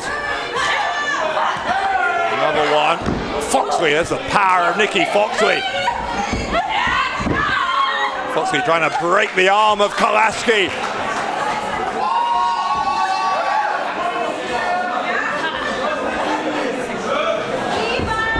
Senza to the rope, but it almost got reversed. But again, Foxley using that strength advantage to make sure she's able to dictate exactly where her opponent goes in the ring. Pulls that rope to force Kolasky back towards the center. Again, just trying to keep control by that left shoulder, left arm of Kolasky. Smart strategy, I think, from Foxley. Jessie J, of course, the women's champion, will be watching on, I'm sure. We saw her last month at Global Warning, picking up a victory in a title defense against Mila Schmidt. Here comes Kolasky with a sunset flip. Foxley were able to roll through, prevent the pin. Well, for the kick there, did Kolasky, couldn't get it instead.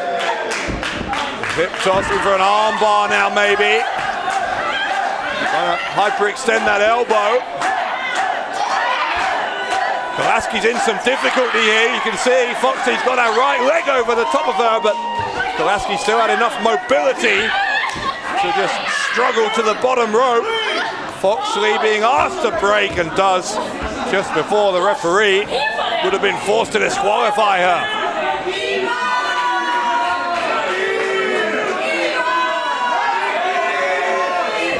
Runs in, maybe took too long. Another split leg there from Kolasky to move out of the way of her opponent. Kolasky trying to climb the turnbuckles, took too long about it, and Foxley's caught her. This could be trouble, could be big trouble for Eva Kolasky. Foxley's got her up, power bombs her down. Kolasky could be out. That left leg hook. The shoulder came up for Kolasky, and she is still in the game here in her GWF debut.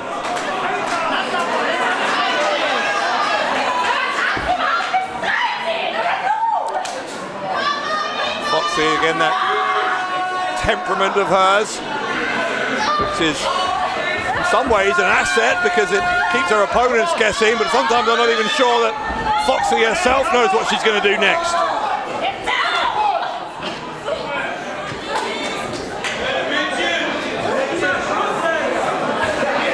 Foxley, I think, going to line up Kolasky for a clothesline. Yeah, that was it, but took too long. And well, Kolasky tried for the handstand, but there's too much damage done to that left arm. That is deeply worrying news. If you're a supporter of Kolasky can't launch herself off those arms. That is a good portion of her offense neutralized, but she improvised there, dropped Foxley throat first, over the middle rope. Tried a clothesline and Foxley ended up backed into the corner where Kolasky follows in. She'll try to charge at her another time. Does so. Foxley trying to change tack here, came running out of the corner. It's a twisting cross body and it's good for two.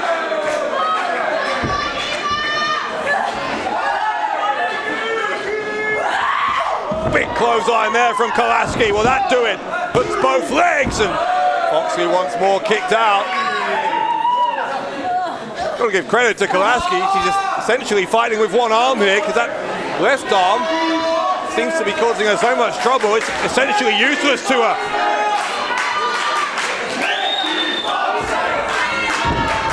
Took too long climbing without the aid of that left arm and Foxley tried to charge in. Kolasky in the end running into the boot of Foxley. Body slam from Foxley on Kolasky. Pin and a kick out.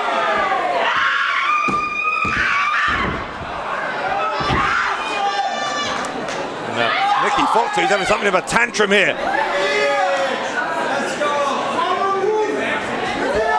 Foxley barely able to contain her emotions as Kolasky is able to stay in this match, and now Kolasky might take advantage. It's shoved away by Foxley. Rolling through though, Kolasky hooks the leg. Kick out on two again by Foxley, but Kolasky did well there to find a way to roll through, got those shoulders of Foxley down for a 2 count.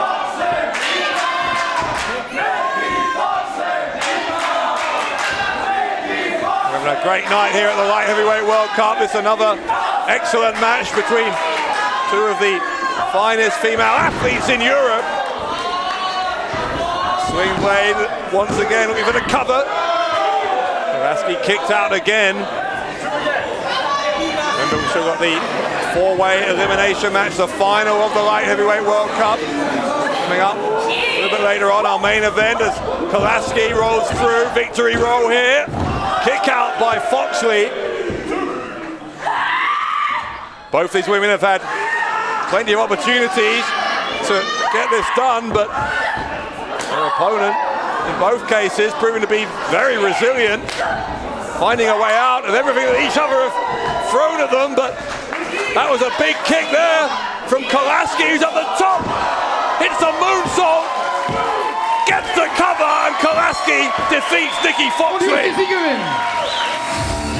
Aus Budapest in Ungarn, Hungarian Fire, Eva Kolasky. Eva Kolasky with her hand raised aloft in victory. And that victory came very, very swiftly after a back and forth match. It was as quick as a kick and a moonsault.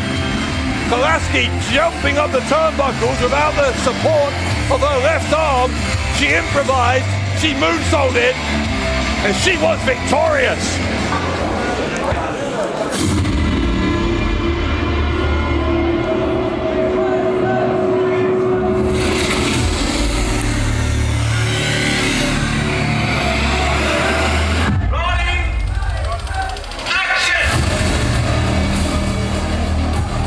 As I understand it, we are about to hear from a man who, after last month's global warning, has an awful lot of explaining to do.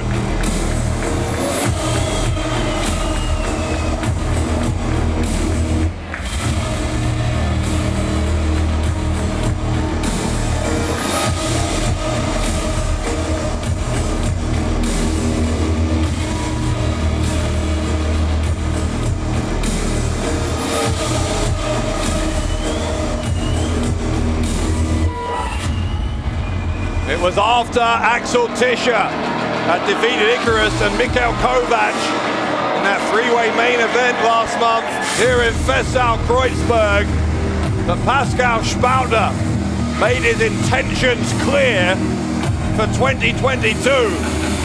Spalter, already a three-time GWF World Champion, has his sights set on the biggest prize that there is here in GWF. Once again, Spalter attacking the champion. And Pascal Spalter believing, I think, that it is his destiny to once again ascend to the top of the German Wrestling Federation.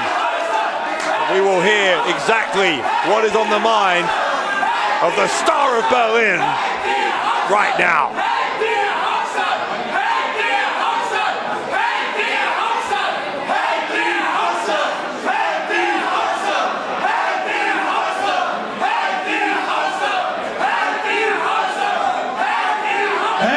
Setz dich wieder hin, Pascal Spalter steht hier im Ring.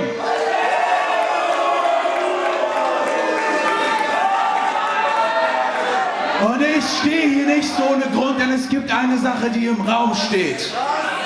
Ja, bei der letzten Show bin ich in diesen Ring gekommen und habe Axel Tischer angegriffen direkt nach seinem Match.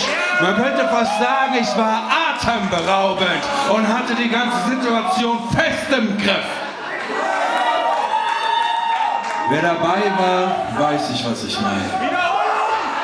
Und in jeder anderen Unternehmung hätte man dafür Lob bekommen, Anerkennung bekommen, Beachtung bekommen. Aber nicht in der German Wrestling Federation.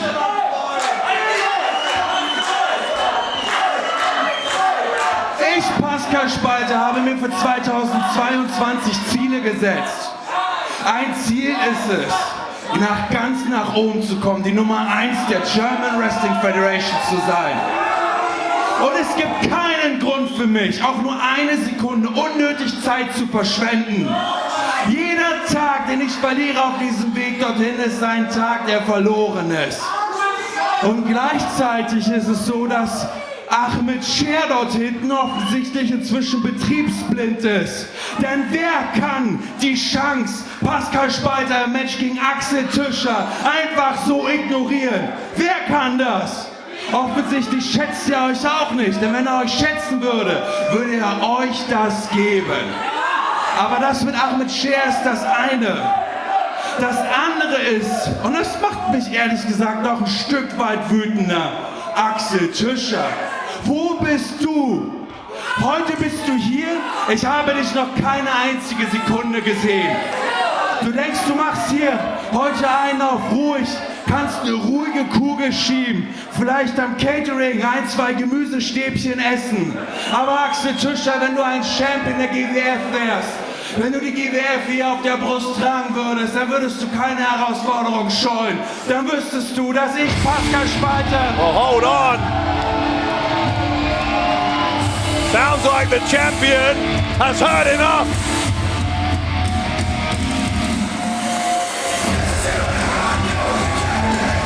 The Axeman cometh!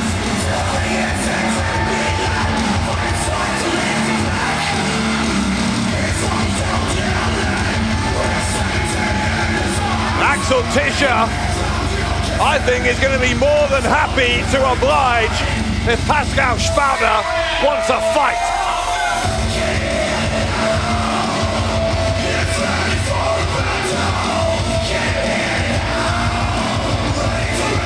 Tischer getting ready. Tischer didn't come here to just exchange some words with Spalter. Axel Tischer is getting ready to kick some ass. And here he comes. The stewards and referees trying to get between Axel Tischer and Pascal Spalter. Oh, he's our CEO. CEO Ahmed Scher. Stop!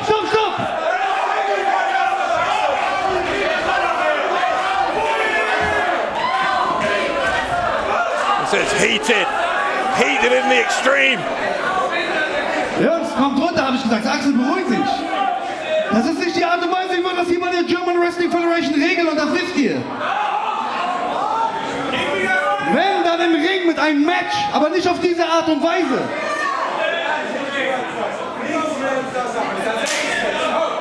Ich weiß, dass du ein Titelmatch haben willst, ich bin nicht blöd, das habe ich verstanden. Bleib in der Ecke. Bleib in der Ecke. Du willst ein Match haben, aber du musst dir den Kampf erstmal verdienen. Seit wann ist das so, dass man rauskommt, jemand attackiert und dann einen Titelkampf kriegt? Seit wann? Und du, Axel, was ist das? Du bist ein Champion, du bist ein Fighting Champion, ich respektiere das. Aber nicht auf diese Art und Weise.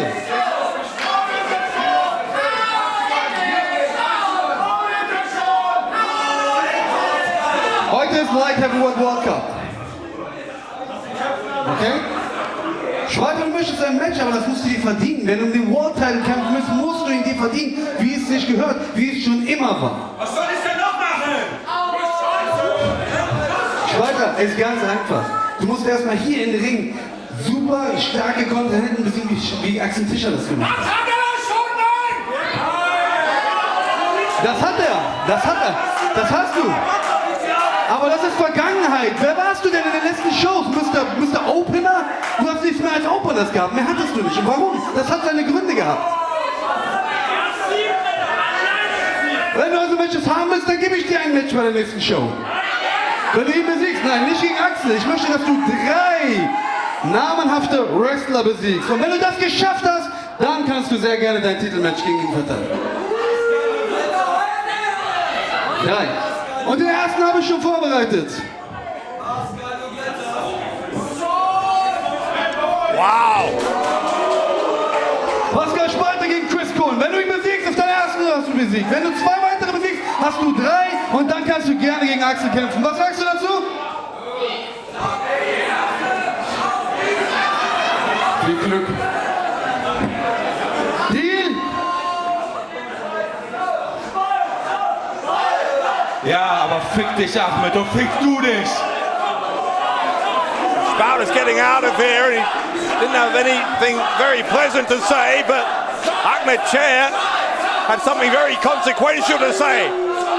Spalter, if he wants a title shot, he's going to have to face 3 of the best in GWF, including Chris Kohlen at Blockbuster on April 17th. Deal?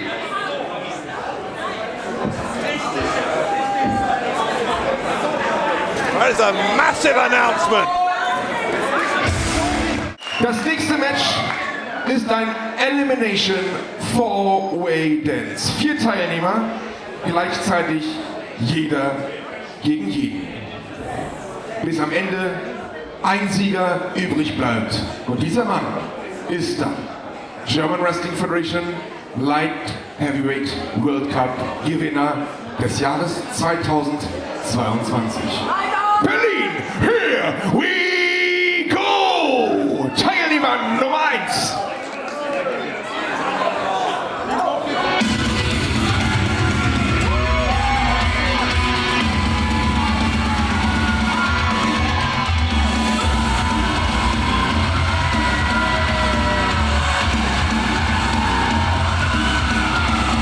Für Kasachstan mit einem Gewicht von 80 Kilogramm bis ins Crowchester. Crowchester defeated Chile's Anarko Montaña in our opening match earlier on. Can he end tonight by taking the trophy back to Kazakhstan?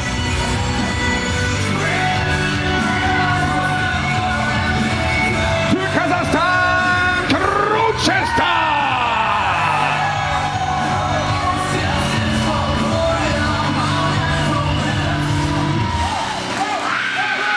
Nummer 2.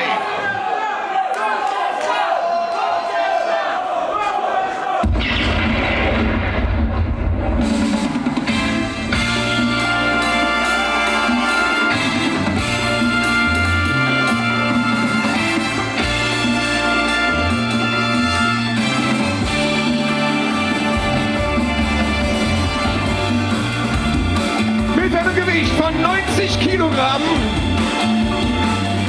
für die Türkei, der Adana Bulldozer Aytac Bahar. Aytac Bahar had a very intense first round match with England's McRae. I think he's still showing maybe some of the effects of that battle as he comes out here. Bahar representing Turkey. Türkei, der Adana Bulldozer Aytac Bahar. Bahar, this could be the climax of a long, long journey to a major landmark GWF win.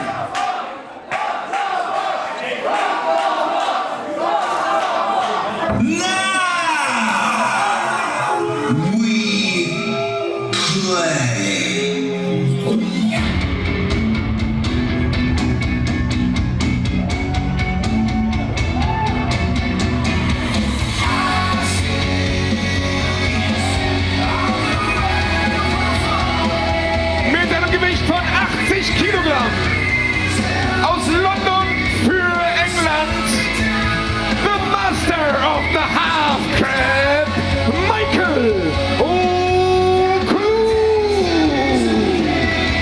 Well, mark the date. England have made it to a World Cup final. Michael Oku, all the way from London, his first night ever in the German Wrestling Federation. He's already defeated fast time Moodo, admittedly under slightly controversial circumstances. He is flying the flag for England in this four-way elimination final. Für England, the master of the half crab, Michael Oku.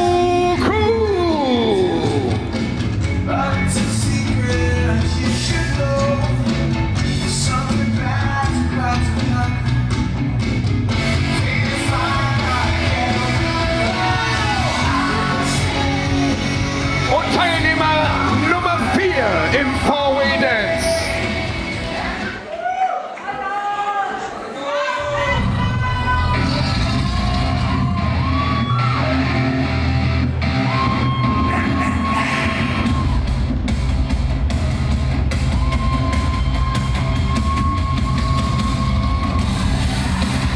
Mit einem Kampfgewicht von 82 Kilogramm. Aus Budapest für Ungarn, the Untamed Maverick. Now, interestingly, although Maverick was the last to have his first round match, given the way it ended and how quickly it ended, he might just be the most rested. Only about 7 minutes that match against Senza Volto before he won it by a technical knockout. Für Ungarn, the Untamed Maverick. Senza Volto, by the way, being checked over by our medical personnel. We'll let you know if we have any updates on his condition before we go off the air. But Maverick able to defeat the French sensation. Whatever the circumstances of it, that is a major upset. So we're down to 4 in this light heavyweight World Cup. This is a four-way match, obviously, but it is an elimination match. When someone is pinned, they return back to the locker room. We keep going until only one man is left standing. Who will be the fourth nation to etch their name on the light heavyweight World Cup? Will it be Kazakhstan, Turkey? Could it be England or Hungary?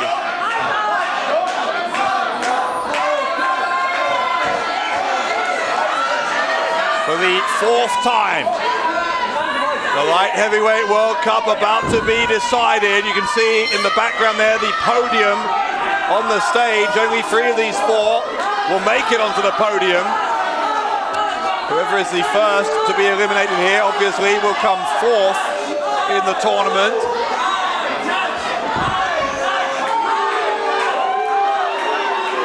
Oku demanding some respect here from the fans in Berlin.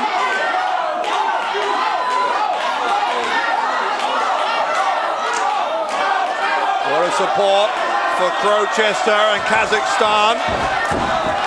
Plenty as well, it has to be said, for Aytac Bahar and Turkey. Maverick representing Hungary. I think a lot of fans are still reeling over the fact that one of their favourites, Senza Volto, was eliminated at his hands earlier on, but we are underway in this elimination match. Already the action spilling to the outside. Maverick and Aytac Bahar on one side of the ring, Crowchester and Oku on the other.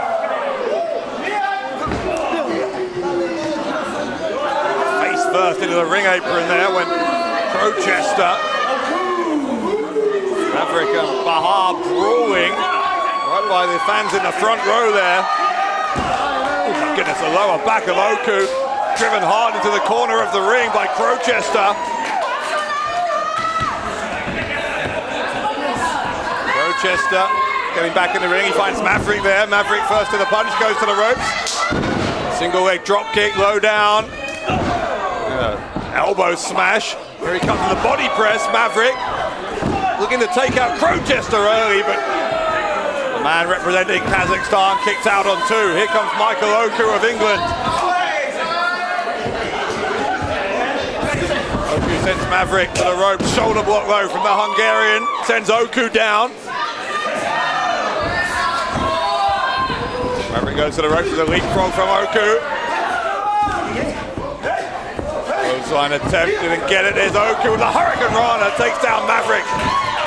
Standing drop kick from Oku. And Michael Oku flying the flag pretty well for England right now.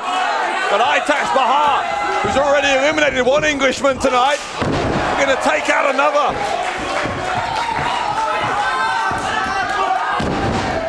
Sweep of the leg of Oku. Bahar, the Adana bulldozer. Didn't nail the kick, but he does nail the spine buster. Oku could be out, but he kicks out on two. Bahar going straight back after him with a soccer kick. Trying to eliminate Oku again, and once more Oku able to kick out before the count of three. Oku wisely rolling to the outside, buying himself some time. In the meantime, Crowchester, knee to the jaw of Bahar. Crowchester now wrenching the arm of Aytac Bahar. Crowchester just keeping him guessing here. Another knee right to the jaw, standing moonsault. Hits him with the knees and goes for the pin straight afterwards. There's Crowchester, the right shoulder popped up for Aytac. Now it's Bahar who rolls to the outside.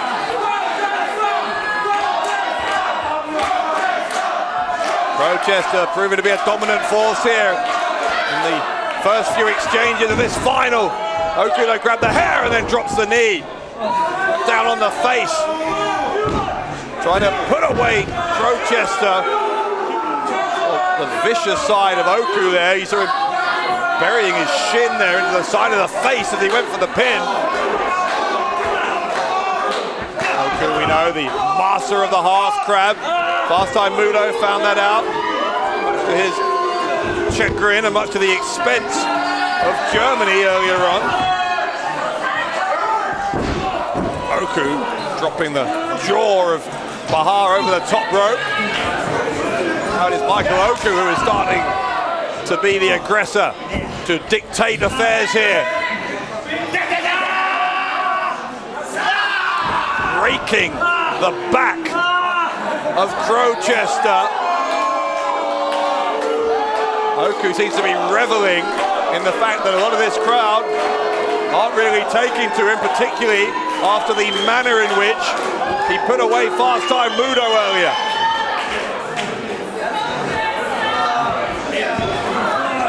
However, he got into that half crab against Moodo. You have to say, once it was locked in, it was vicious. Speaking of vicious, look at that elbow from Oku. Hooks the leg, gets another 2 count. No elimination so far in this 4-way final of the Light Heavyweight World Cup. Oku quickly ensuring that Bahar doesn't stay back in the ring so he can keep his attention focused on Crowchester. With Crowchester out as well, I think maybe Oku wants the ring to himself.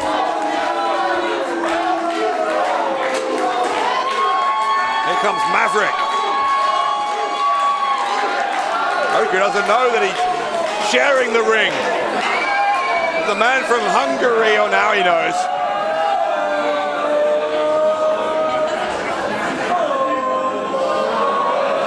And I think now he knows which of his opponents it is.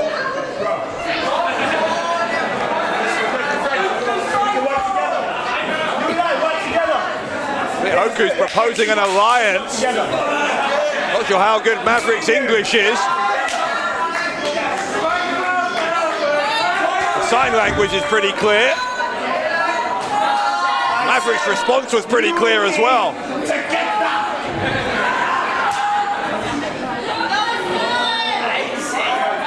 They're still debating it and pushing and shoving and ensuing. Oh my goodness, there goes Crowchester from nowhere.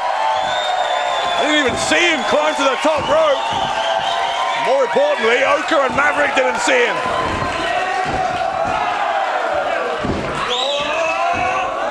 Crowchester drop kick went to the jaw of Oku. Same into the chest of Maverick. Oku comes flying out of the corner though.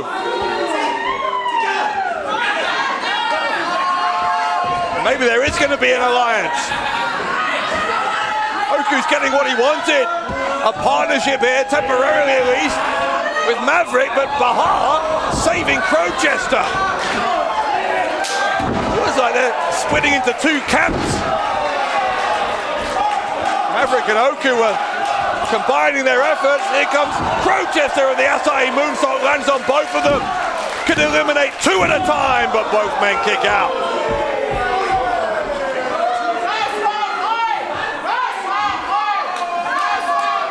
Referee confirming it was a double 2 count for Crowchester. Crowchester and Bahar colliding. Any cooperation between those two seems to have been pretty short-lived.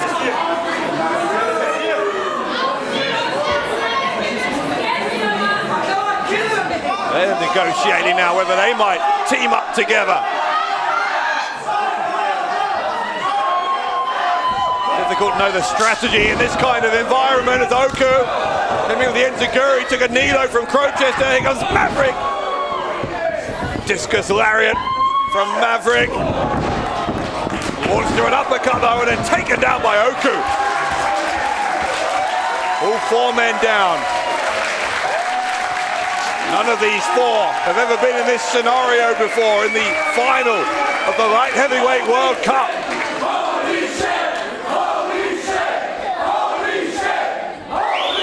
Fans here enjoying every single second of the tournament action that we have seen tonight here in the German capital.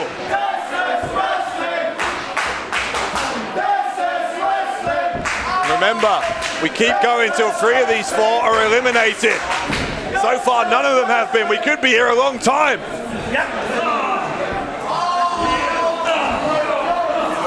Michael Oku of England, Crowchester of Kazakhstan, exchanging blows in the middle of the ring here. On the outside, Aytac, Bahar and Maverick going at it.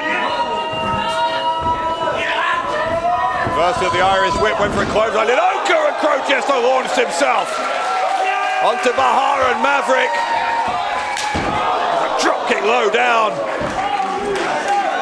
And Oku has come here on fine form tonight.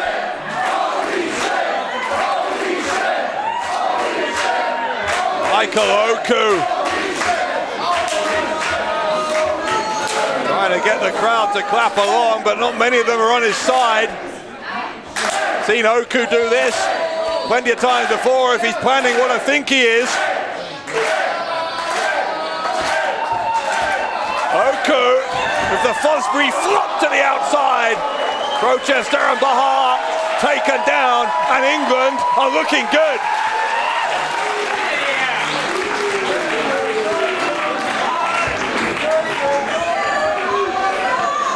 Oku trying to pick up both men at the same time.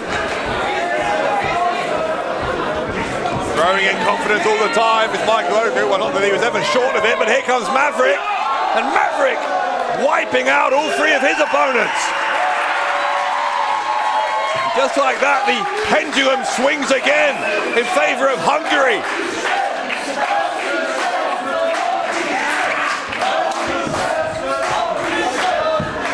Maverick choosing to focus on Bahar. Was that the right decision? He could hook him up, and no.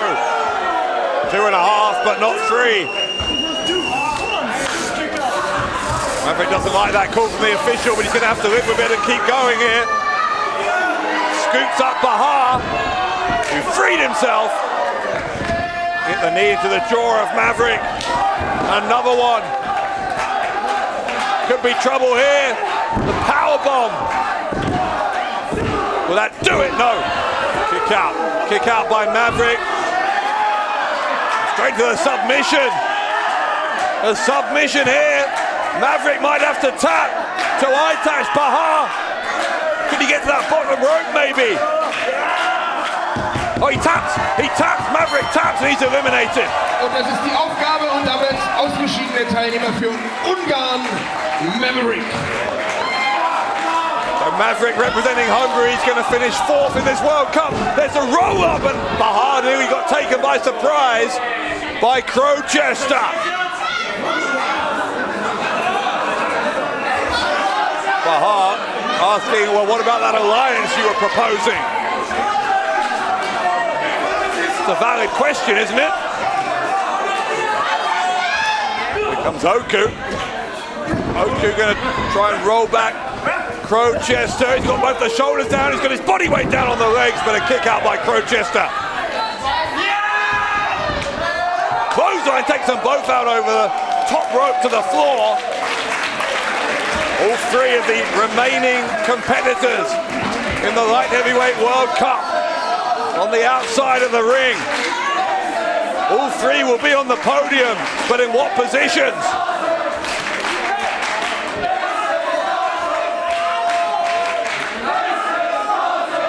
Whoever gets back to their feet first could have a very valuable advantage here as Oku battling on his knees. Bahar hits him back.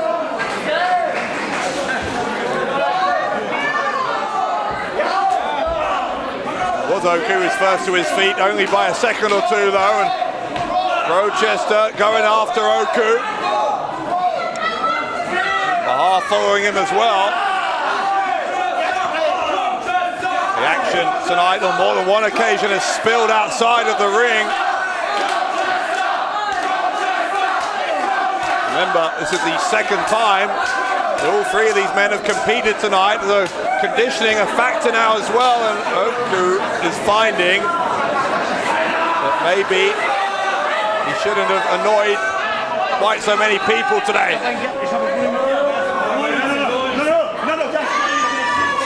Oku is backing away. Oku's up by the podium, trying to shove it away to buy himself a bit of time, a bit of space. He's got that trophy. Oku with his hands on the trophy, he hasn't won that yet.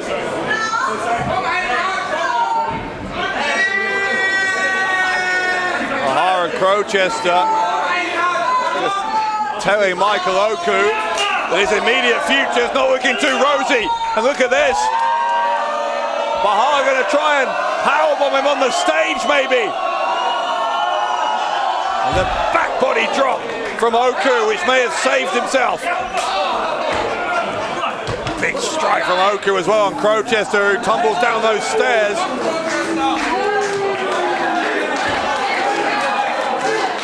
Still anybody's game out of these 3 remaining contenders. Turkey, England and Kazakhstan duking it out here for the light heavyweight World Cup. None of these 3 countries have won this tournament before. South Africa, Canada and Germany have. Who will be the 4th nation to gain that honor?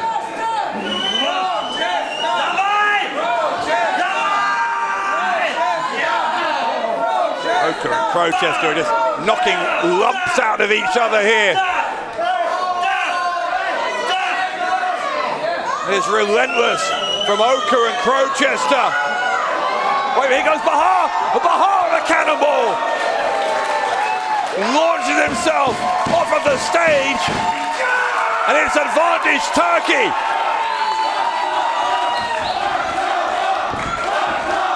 Bahar for the second time tonight. Could take out an Englishman. The Death Valley driver. Bahar got the shoulders of Oku down and Oku kicked out. Oku kicked out. England survives.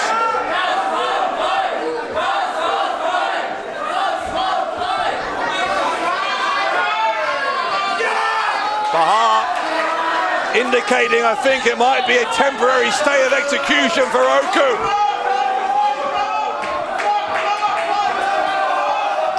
Give it a power bomb. Oku was able to kind of escape, but he's still in the clutches here of Bahar.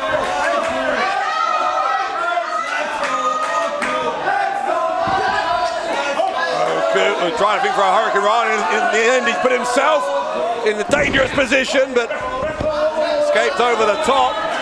The low blow from Oku. Second time tonight that Michael Oku has scored with a low blow. It might be the second time tonight it's effective. Bahar goes down. That knee to the side of the head after the low blow from Oku.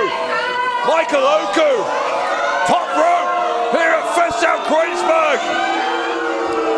A smirk on his face. And a beautiful front splash from Oku. Hooks the leg and Oku takes out Bahar. Ausgeschieden für die Türkei.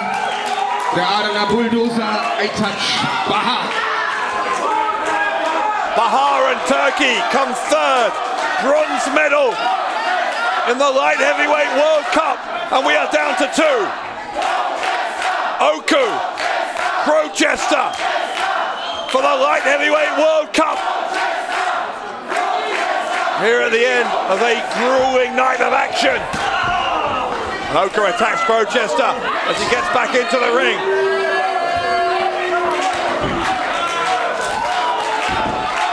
There's advantage Oku right now. Master of the half crab. Showing a moment ago he's also the master of the frog splash. Big kick right to the upper back, maybe the neck there of Crowchester. You can see Crowchester's body is going rigid after that. Oku twisting at that left arm. Send Crowchester to the rope. Crowchester slid underneath. Drop kick. And a second one from Crowchester. Crowchester have a new lease of life here, running into Guri. Caught Oku flush as well.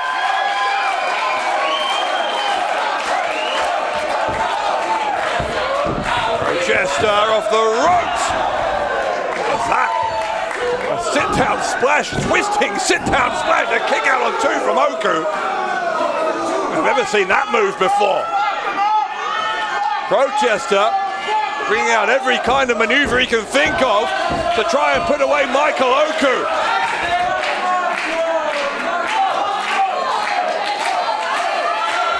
Second turnbuckle now for Crowchester. The top gets caught. Oku caught him in midair.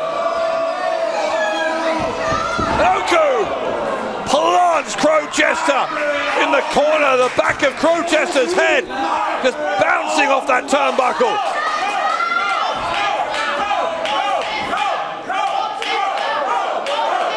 Oku with the run up, the drop kick right in the face of Crowchester. Oku with the knee to the side of the head. This is what led to him taking out Bahar, but left shoulder comes up for Crowchester. Oku followed up that knee to the head with the frog splash, of course, on Bahar. Maybe if he'd done the same there to Crowchester, and England would have just won the light heavyweight World Cup.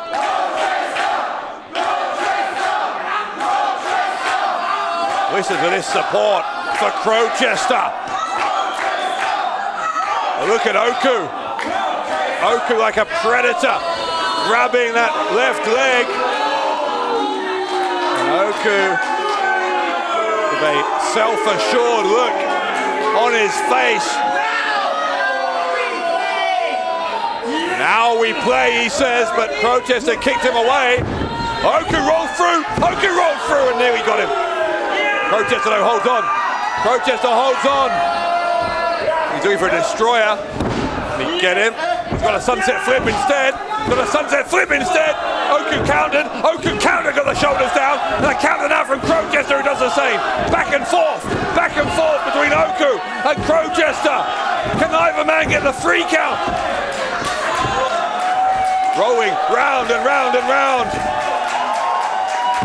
Both men desperately trying, and Oku finally with another 2 count before it gets broken up. Super kick from Crowchester, who lands on top. Crowchester, no! Oh my goodness, it wasn't very persuasive. That left arm of Oku just about rolling up off of the mat. It's the right decision from the referee, but Oku has been knocked nearly senseless by that super kick. Fortunately, if you're among the fans here who are supporting England, the key word there is nearly, but rear waist lock here. Oku, this is, no. It was almost a carbon copy of what we saw earlier in the match, but Crowchester was wise to it. Another super kick to Oku. Oku doesn't go down. Oh wait, the half crab. What a counter from Oku. The half crab from Oku. Oku sitting down hard on that half crab. Is this it? This could be it. The World Cup's coming home. Oku trying to force the submission. Crowchester gets dragged back into the middle of the ring. Crowchester can't withstand this, surely. Oku's about to win it for England.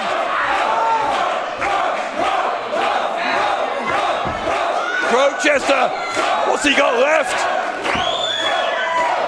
Can he make it to the bottom rope? Oh, he can. Crowchester can make it. And Oku has not won it. At least not yet.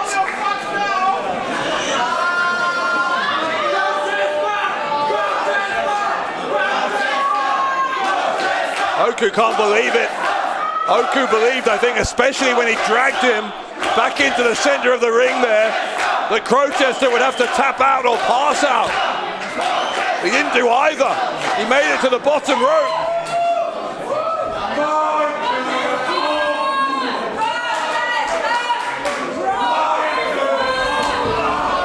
Oku quickly getting in with a kick. Oku needs to not be disheartened by the fact that Crowchester made that bottom rope. Oku's still very much on top here. If he can continue to exploit that advantage. The kick couldn't get it. Crowchester's up on the ring apron himself, but Oku does get it. Second time. Oku claiming the high ground here. These kicks to the back of Crowchester.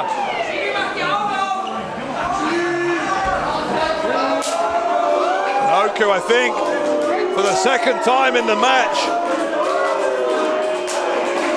not getting a lot of response from the fans, but he's indicating what's coming.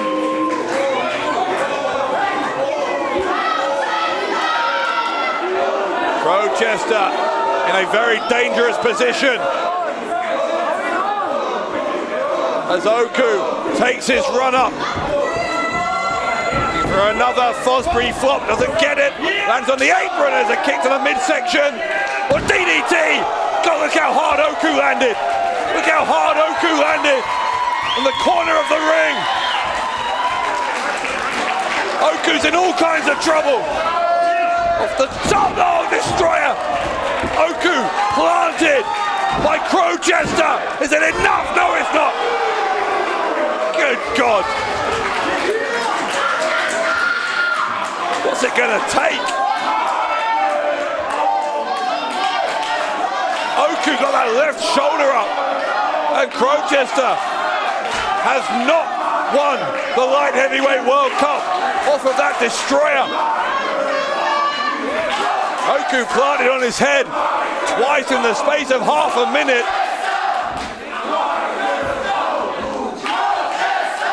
But Crowchester thinking, I think that he can still end it. He can land this. Maybe that's all. Oku moved. Crowchester rolls through. Referee got pulled in front of by Oku. Shoves him. Oku shoved the referee into Crowchester. Oku's going to take advantage. He'll do whatever it takes here, Oku. Oh, a low blow. DDT by Oku. He might not like how he's done it, but I think he has. Crowchester's out. Crowchester's out, flat on his back. Oku. He's already put away Bahar with the frog splash.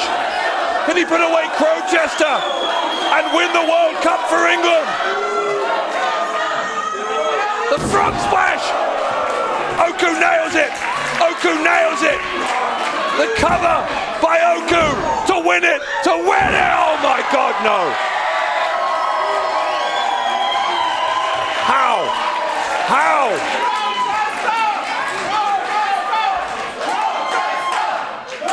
How did that not win it for Oku?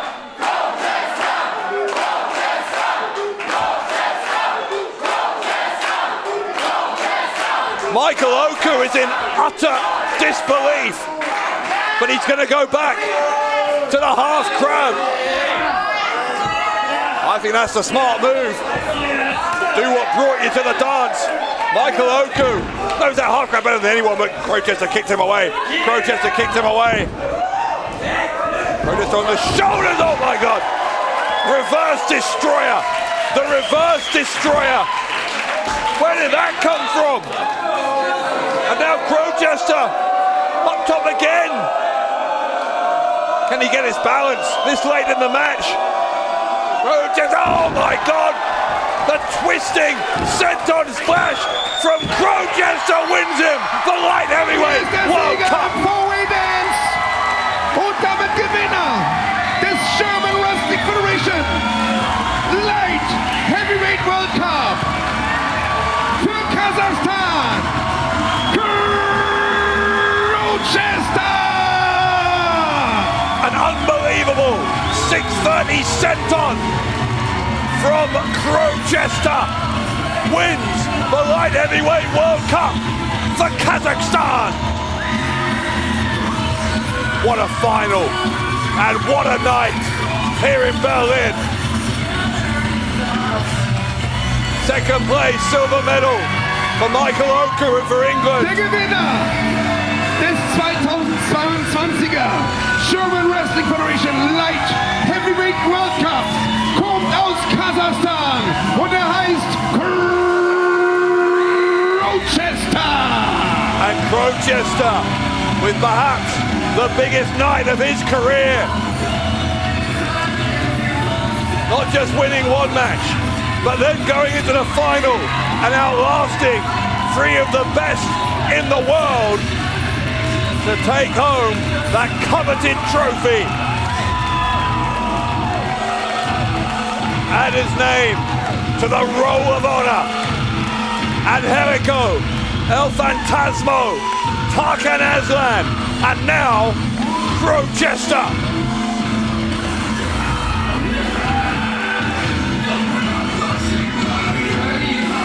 Remarkable, absolutely remarkable night of action.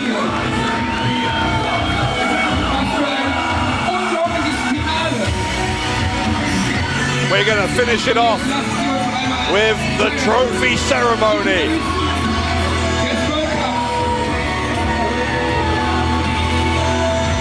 Crowchester can't believe it. Crowchester can't believe it. Chair.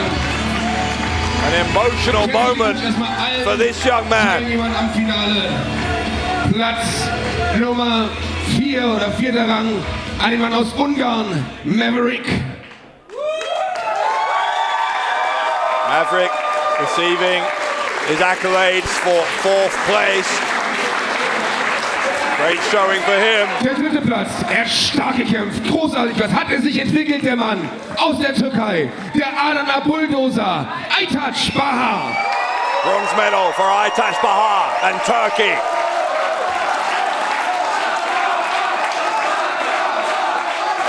Und auch der Mann, der den 2. Platz heute hier Silber gewonnen hat.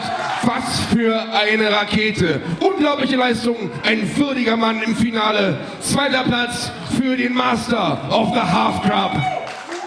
Michael Oku. Oku looks devastated. He thought he'd won it.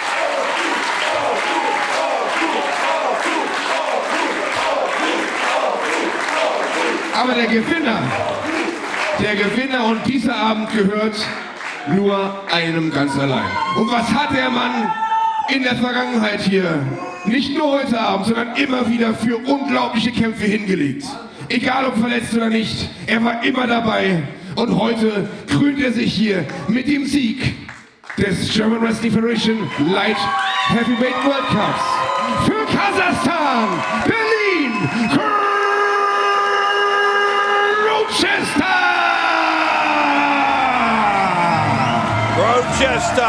and Kazakhstan win the 2022 Light Heavyweight World Cup.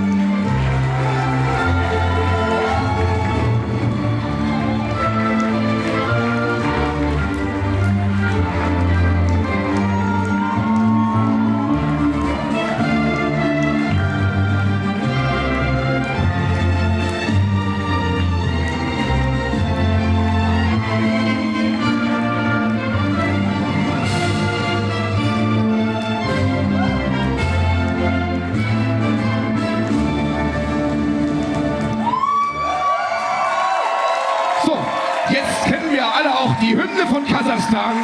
Herzlichen Glückwunsch noch einmal an Crowchester! A night that man will never forget. Crowchester wins it. And one of the most exhilarating single night tournaments I think we've ever seen here in the German Wrestling Federation.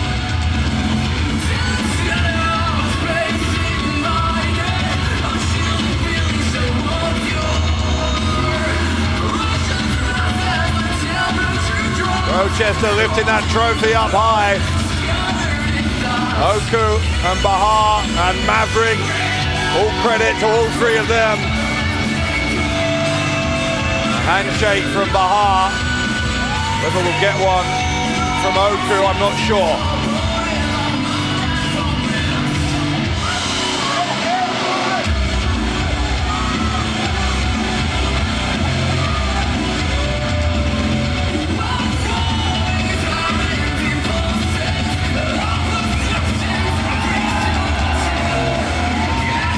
That's good to see from Michael Oku. Maverick with a handshake as well. A lot of respect for a very popular winner.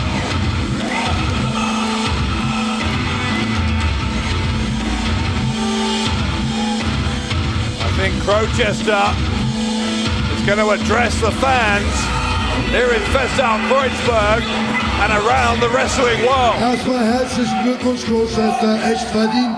Bis heute echt als Champ rausgekommen hier. Herzlichen Glückwunsch.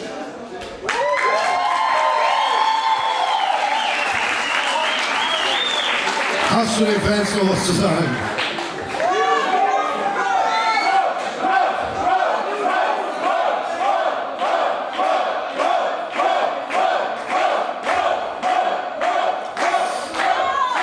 Vielen Dank.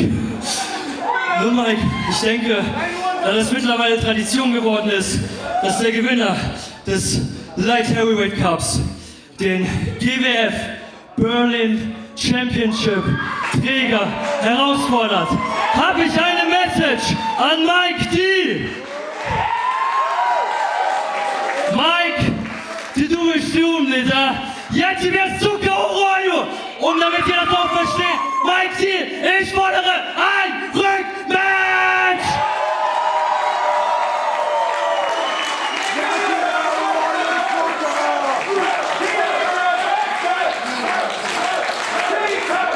That could hardly be any clearer. Crowchester wants his rematch. He faced Mike DiVecchio last month at Global Warning for that Berlin title. But having won the Light Heavyweight World Cup, Crowchester believes, with some justification, that he has earned his rematch. Crowchester, in no uncertain terms, putting the Berlin champion on notice. Well, what a night it has been. An 8-man tournament featuring the best from around the world. It has been won by Kazakhstan, and the Light Heavyweight World Cup has been claimed by Crowchester.